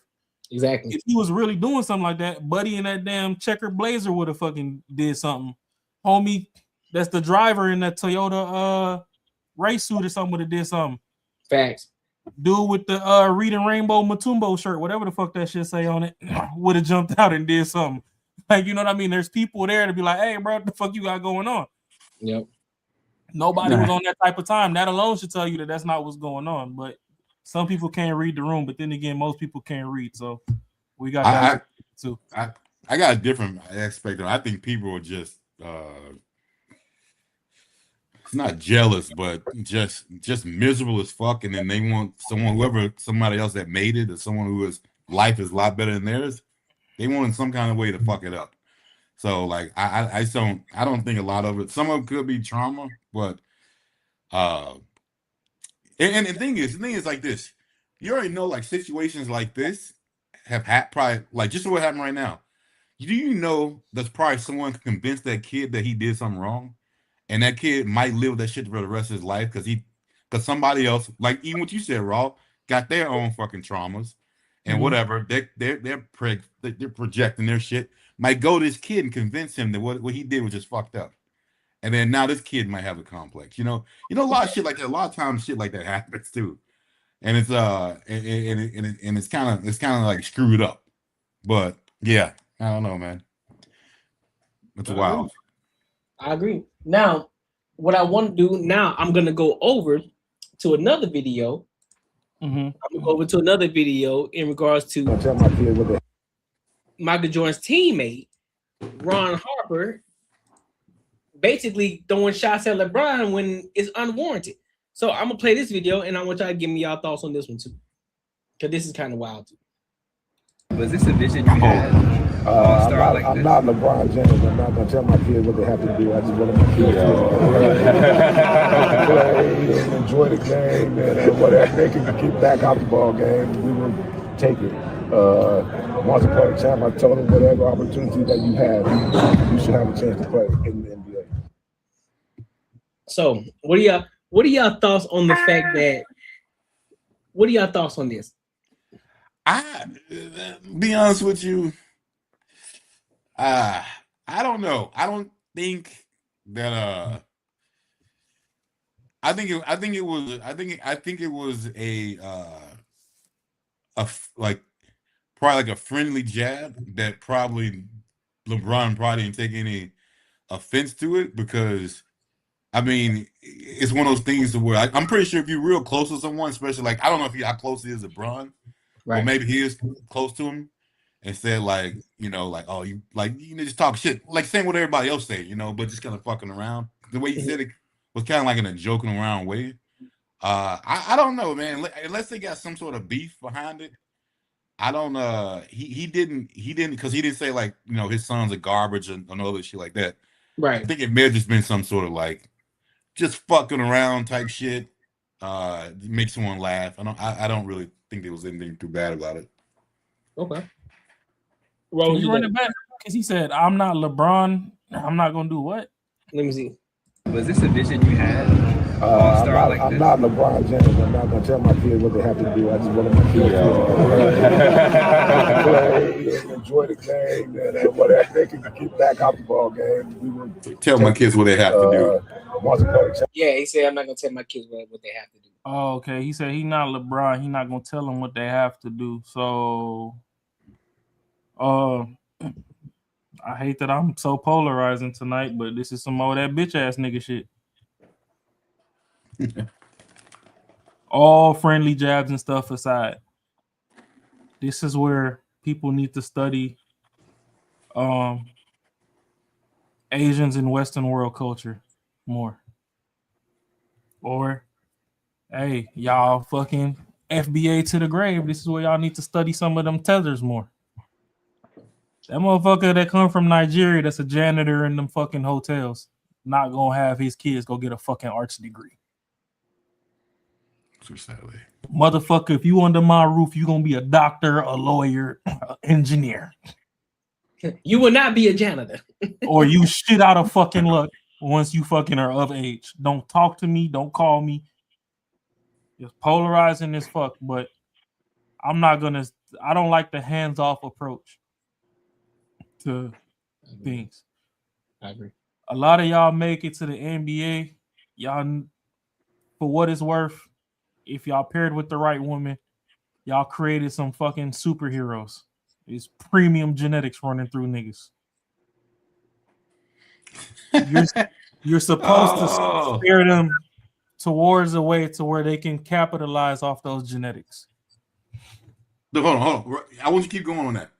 That just brought back to what we were talking about earlier about like everyone says, the woman is the you know, the one that creates life and all that shit. Without that tall ass dude, they wouldn't have no tall ass kids. It's all on the man shit. Like, like you think like a woman's gonna produce some kid that's fucking, you know, 250 pounds solid? Ain't no woman gonna do that. I'm pretty sure her husband is about that fucking size. So that should tell you right there, like, just by shit like that, that men have a lot to do with, you know, how that kid's gonna turn out. No, that's a fact. I mean, I got my own traumas. The only reason I ain't got a damn woman that's my height is because I don't need no bitch scuffing my shoes up. If we wear the same size shoes, I can't be with you. Then in modern society, when you got to do raffles and shit to go get shoes, I can't even get 2 pair of Jordans in the same size, no way. So I can't even match if I wanted to be cute and take couple photos and match, because it ain't guaranteed I'm gonna get the damn shoe. Yeah, 100%. So, you know, I got my woman. She's a big presence, but she tiny. And if I need to go buy matching shoes and shit, I know I can get them because it's 2 different sizes. You told me I could only buy one in each size or whatever. So, hey, this is 1-on-1. We good. And I ain't got to worry about no mysterious scuffs and shit on my shoes. And you trying to lie to me, talking about you don't wear my shit when I know that they feel different now. Because you don't wear my shit to the gym to go hoop. So let me ask you this: do you think it's a shot at Braun, or you think it's just like friendly jab, like Marcus said? Man, that's friendly banter, man. Like, I don't know where we went left in the world to where everything fucking gets blown out of proportion, context, and fucking taken seriously. But it's like, yo, what happened to when, you know, we could just joke on each other and just call it a day, man? Like, we could order some wings and pizza after and fucking just enjoy life. Like, you know, just like Young Jock had that song where he's like, oh, point him out. And he was fucking just jawing the whole song. Like, when can we get back to that? Yeah, I'm with, you know, as a LeBron fan, you know what I'm saying? I gotta make sure I throw that out there. Throw the president, make sure I president. You know what I mean? I don't look at it as anything, to be honest with you. I'm with both of y'all. You know, I think it's just friendly banter. You know, because we've seen people say some egregious shit. You know what I'm saying? We've seen people do egregious shit, and I think this is just friendly banter. Anybody, we know Michael Jordan, he talks shits of shits. You know what I'm saying? We know Kobe Bryant, he talks shit of shit. And we know the era that Michael Jordan came from, and Ron Harper came up in that era as well. So I'm pretty sure he was one of them motherfuckers who talk shit too, right? And so, to be honest, I just look at it like this: if Braun ain't tripping, you shouldn't be tripping. You know what I'm saying? If he said I can't get my sons in the NBA like LeBron did, that might be something different. Yeah, that'd be something different. Like both your sons in NBA, so you can't say, "Well, I'm not gonna tell my sons what to do." Cool, friendly banter. I get it. You know, some people some soft motherfuckers, soft hearted. Oh, you always trying to attack Braun. Like, listen, bro, niggas, you gotta realize who that is. That nigga old school as fuck. He gonna talk shit. He really don't give a fuck. He was a part of the, you know what I'm saying, the 6-0 Bulls. He was a part of that. You know what I'm saying? Even though it don't make him better, but hey, that's neither here, that's a different conversation. But that's a different conversation. Fight night. Okay. Right. It's a whole different conversation. You feel me? But I don't see anything wrong with this, what he said. You know what I'm saying? It is what it is. You know what I'm saying? Let that old bald head nigga talk. You know what I'm saying? So I got a question, because something that we don't do at all is, why don't we call some of these parents failures? And when I say that, it's like, okay, when I was talking about the super niggas and the superior genetics and all that, it's like right now they say they can't keep condoms at the Olympics. Like, you got gladiators in front of each other. Facts. In their prime levels of fucking chemical imbalance. Right. What did you expect? But no, when I'm saying that, it's like, okay, Braun was successful. He got his kid in. Yeah, we joke on the kid all day, but he still has a forward trajectory. Like, yeah, you might suck right now. You can get better later. Or you might not even really suck. You might just suck to our metric of what we think you should be. Because you compare to his dad. Yeah, we're like, hey, when your daddy came in, that motherfucker was nuts on forehead on everybody. He dunking on everything. You come in, you can't even fucking get a basic layup. Like, what's going on? Yeah. He still made it there. You didn't. But then we got, you know, the Jordans is like, yeah, we just talked about Jordan's accolades. You know, yeah, he got a Daytona 500 team. They just won a championship. Whoopty-whoopty-doo. And then, you know, he was over there playing with ice on the kids' back. And, you know, we know right now ice is a sticky situation in America. I don't know. I don't know what the ice is doing. Whatever opportunity that you have. Oh shit, my bad. Go ahead. But no, you good. But it's like, okay, this dude, his legacy is he still got his kids into the league, whether he told them to or not. Big baller brand, the balls. Yep. They in there. You know what I mean? Kobe, God rest his soul. Yeah, he had daughters, but they was on the trajectory to be in the WNBA. Yo, Gigi. Yep. But then you got Jordan over here, and his son over there snorting coke, fucking with Pippen's wife or whatever, or getting stuck on railroad tracks with snow bunnies and shit. It's like, nigga, I'm sorry. Like, I get you. You do a lot of good shit, and you the goat on the court, but nigga, you're killing that life. Hey, one of the greatest to do it. Yeah, for real.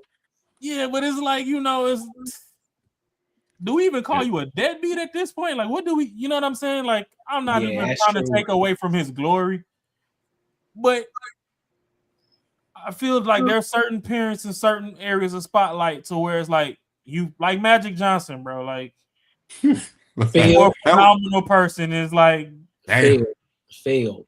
I don't know, man. Hey, hold on. I don't believe in karma or nothing big in religion and shit like that. I wonder if that was a curse. You got the big ass son. Like nigga 6'8". Yeah. Hey, sir. Damn. Hey, You too big for that, got bro. nothing to do with no balls, man. He got something to do with it. Oh no, he do a lot of double dribble. He do a lot of He ain't dribbling them motherfuckers for sure. Nah, he do a lot of double dribble, man. Oh, bro. Yeah. He like his pickle size. Man, I don't know, bro. That whew, yep. That's a lot of talking right there. It's like, you know, sometimes when we put somebody's personal accolades to the side and then we, you know, get to zoom out, and we, as a black community, we always talk about generational wealth and generational this, generational that, whatever. Like, how about some of these people just fucking fuck ups and they just started a trajectory of generational stupidity? Yeah, I agree. Yeah. Like all day personal fucking achievements aside, because like some of this stuff is just goofy as hell. And it's like, you know, I ain't got no fucking malice or hate or disdain or anything to whatever people choose to do with their own free time. Like, hey, if you know shit pushing industry was a big industry for you and you felt that was where you wanted to go be employed at, go push some shit in, nigga. That's on you. Fact. But it's like, you know, y'all come from these big names. It's like I seen the post the other day, and it was Willow Smith talking about, oh, her mom and dad ain't the reason why she's where she's at. I whipped my hair back and forth, and all the extra shit you came out with was ass. Man, songs is boo-boo. somewhere. Nah, that's crazy. Like, you are who you are solely because of your parents' coattail. Yeah, fact. So, like, you know, and even then, it's like Jaden's fucked up. I mean, we seen Queen Alopecia. I don't even think she got alopecia. This nigga said Queen Alopecia. When she got that little fucking kiwi patch growing on her head, I don't see no fucking ball patches in it. But hey, it is what it is. And you can lie to us, or you can lie in. You have to blame it on something. Hey, I ain't mad at it. I got a homegirl that got alopecia, and I know what that shit look like. She don't look like she got it. Nah. She just look like she want her skull to match her coochie. But that's a different topic. That's it. But some of these people, they go to premium, pristine things, and outside of entertainment, like we all know a doctor or two who, you know, they kids are standing out here at protesting shit, doing dumb shit instead of furthering the family legacy. Fuck, even if you ain't furthering the family legacy, starting your own on a positive strength. Standing outside and fighting for people that shouldn't even be here to begin with is goofball activity. It's privilege. You got the leader of Japan right now talking about, oh, hey, if you're Muslim, we're not opening any more Muslim cemeteries. Our practice in Japan, due to tight restraints on land, is we like to cremate. If you die in Japan and you're not shipping the body back over, you become a necklace. You done vote. You become Hey, a you necklace. gotta abide by the rules, man. You go in a tea urn, or you ship your ass back to fucking Mecca and go get buried over there. And that's creating controversy. She's also trying to get fucking illegals up out of Japan. Hey, if you didn't overstay your visas or whatever, get the fuck out. Everywhere else, they get you the fuck out, or they throw you in jail. But then over here, you got people getting their head bust open in the middle of the street, creating extra protests because y'all want to call in to work or get fired from y'all job and go stand up here and do all this dumb shit. And let's talk about men protecting women. We can protect you, but when are we gonna realize that a lot of y'all women put yourself in compromising situations that y'all ain't even worth the protection to begin with? No way. You gotta protect them from themselves. Yo, but I'm driving down that lane because we can get the black and white out of it. White boy, that old nurse that just got shot or whatever, trying to protect the woman. If y'all protesting, why can't y'all protest on the sidewalk? Like, what is so attractive about the streets? We know y'all like to be ran through in the streets or whatever, the ones that do. But what is so attractive about the streets that y'all just gotta be in it? These people just have a problem with authority, man. They just can't grasp authority, bro. We can hear your voice from the sidewalk. Get the fuck out of traffic. So Shorty was on the street, Buddy was actually on the sidewalk and interjected himself into street activities and got left on the street. Well, I mean, he got left in the grass, but if we want to be technical, he got smoked in the grass. But it's like when they took Shorty and threw her up on the curb, instead of you to pull her to safety, you went and got in another motherfucker's face. Of which, when they smoked his ass and treated him like fucking brisket, I was already like, oh, you was wilding. Motherfuckers didn't like my take. And then a couple days later, they dropped another clip where this man actively busted out a taillight on a fucking car or whatever. So you're known to be aggressive. And they handled you as such. If you go in hunting and you shooting for deer or whatever, and that motherfucking javelina, Pumbaa, come running at you with the horns down, you're not gonna be like, oh, hey, let me just get out the way. He just frustrated right now. He ain't getting no. Nah, you smoking that. You put one in his head. It's them or me. People got to make it home, and y'all got to understand that. And women, we want to protect y'all. We really do. But a part of that protection starts with listening, and y'all don't listen sometimes. Black, white, Mexican, Asian, I don't give a fuck what shape, size, height, whatever. Y'all don't listen. If you can't listen, why would I put myself in physical harm's way when I'm verbally telling you how to get both of us out of harm's way? You're not even listening to that. So I don't know. Y'all gotta tighten that shit up too. And that comes to all the relationship dynamics and all this. I don't know why all these motherfuckers at that round table over there crying, still sucking the titty when I know half of them was Similac babies. But y'all gotta do better. This whole abolish the patriarchy shit. Are there negative things in matriarchy, patriarchy? There's negative to everything. Yeah. But we don't need. Okay, or how about this? If this so fucking polarizing for y'all to just really want this matriarchy so much, how about y'all all go out there, y'all buy us our PlayStations and shit. We could play Call of Duty at home and y'all go to war. Facts. Because Courtney could tell you stories of what the fuck happens overseas. Facts.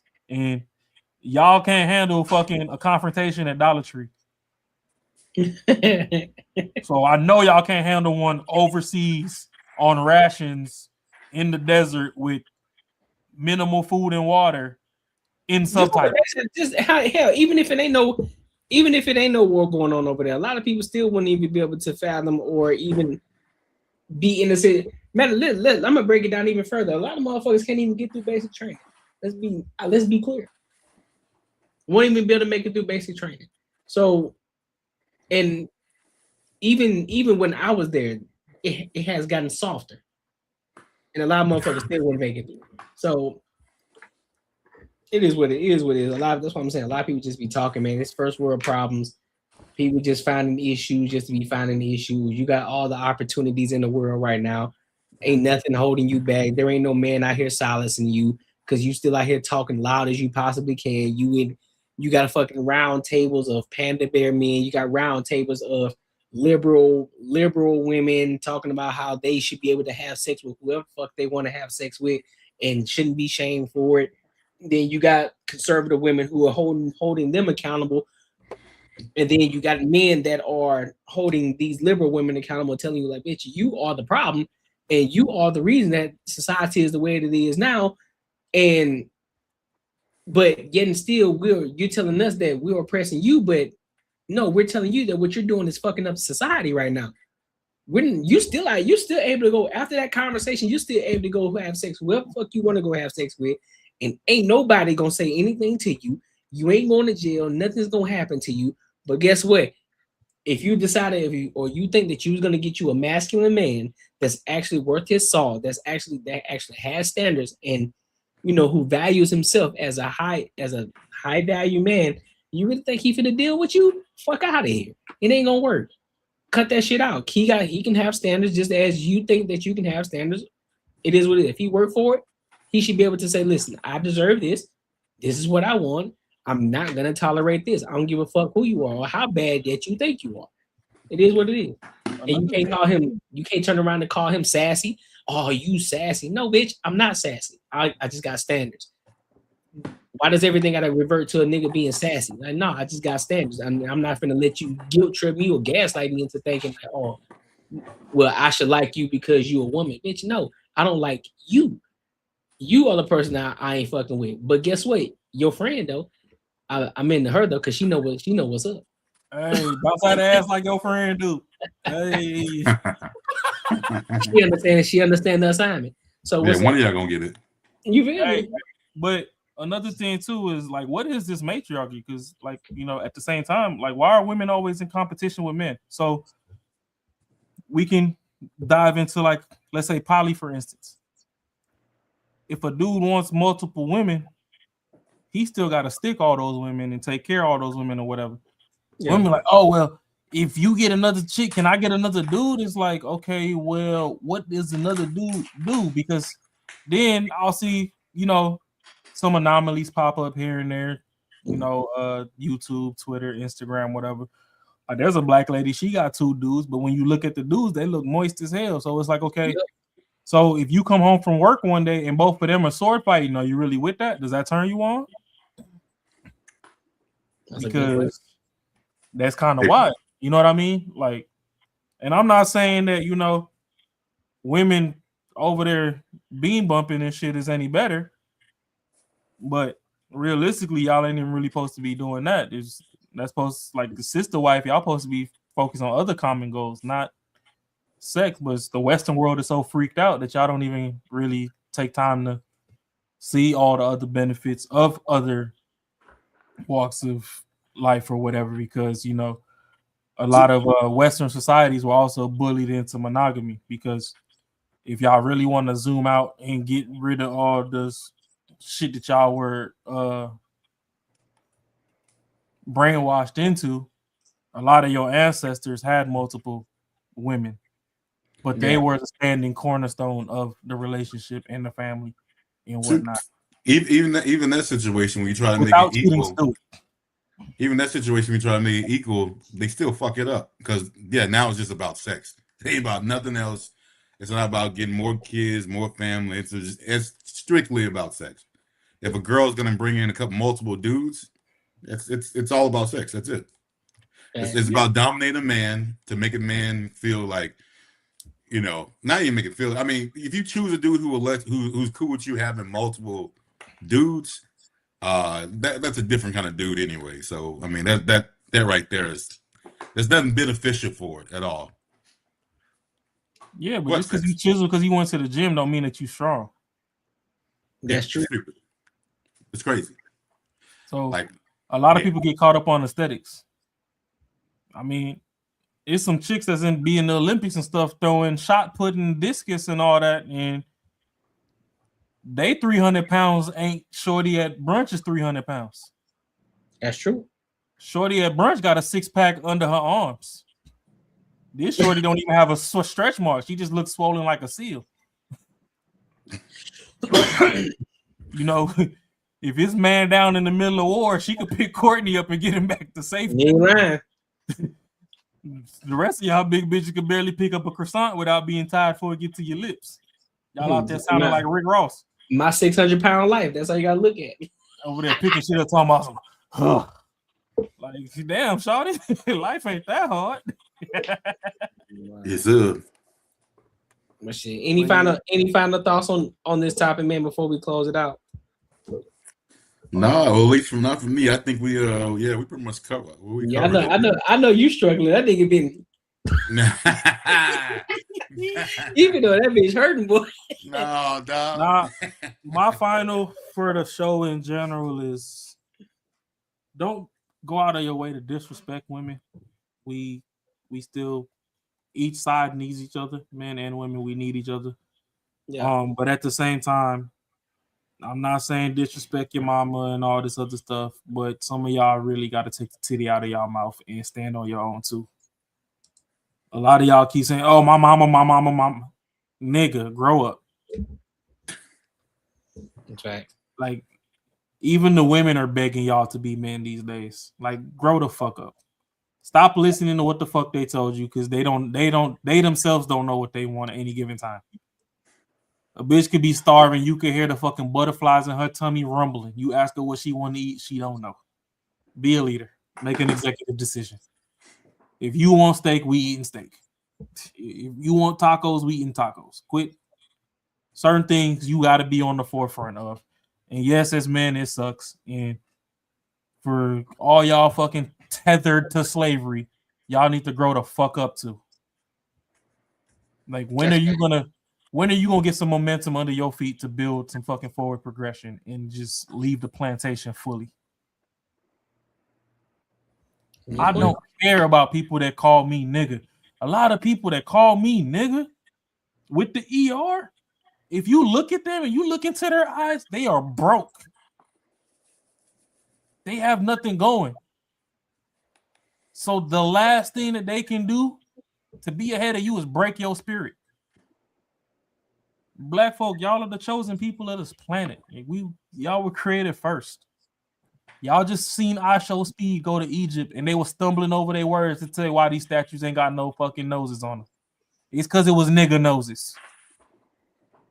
They was wide with big nostrils that could suck all the air out the room. They wasn't thin and whistle when they sneeze. That's why they ain't got no fucking nose on them.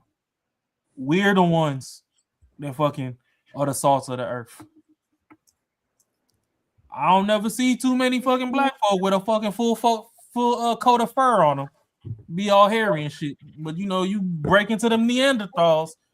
Y'all telling us we came from monkeys. I don't know. Y'all put Abraham Lincoln picture side by side, and that's homework for you. But realistically, y'all need to get off all this bullshit that y'all be on, all these distractions. Lock in, build some forward momentum. It's better for you. It's better for your family. It's better for the people around you. Being frustrated, worried about name calling and all this other stuff. If they're not physically trying to lynch you, ignore them. You have a greater goal and greater purpose in life. And if they is, hey, be like your ancestors that migrated from the South to the Midwest. Smoke something and keep it pushing. It's in history. They just don't speak about it out loud. Some of y'all got some serial killers in y'all family that held it down just so you could be where you at today. Yes, sir. You know, Auntie Mabel and Uncle Earl that died of mysterious reasons. Somebody got some get back on some OTF type shit, and then they moved the whole family after that. So if y'all not gonna be a big stepper and step, then build. And stop ignoring your brothers that are next to you. And we're stronger together than we are apart. There's power in unity. And y'all keep fucking feeding this division, and that's why we fucked up now. And I don't mean to be on here preaching, but that's how we gonna close it out. All right. Well, my good people, I appreciate y'all for tapping in with us. You know what I'm saying? Make sure you are here tomorrow at 7:05 p.m. You know what I'm gonna be cooking up solo tomorrow. But before we go, make sure you like, comment, and subscribe for the algorithm, and make sure you hit the bell notification. I appreciate the people who for the super chats, and I appreciate y'all for engaging with the content as well. Kiki, do you love us? Right, for real. So until next time, my good people, I will holla. Late.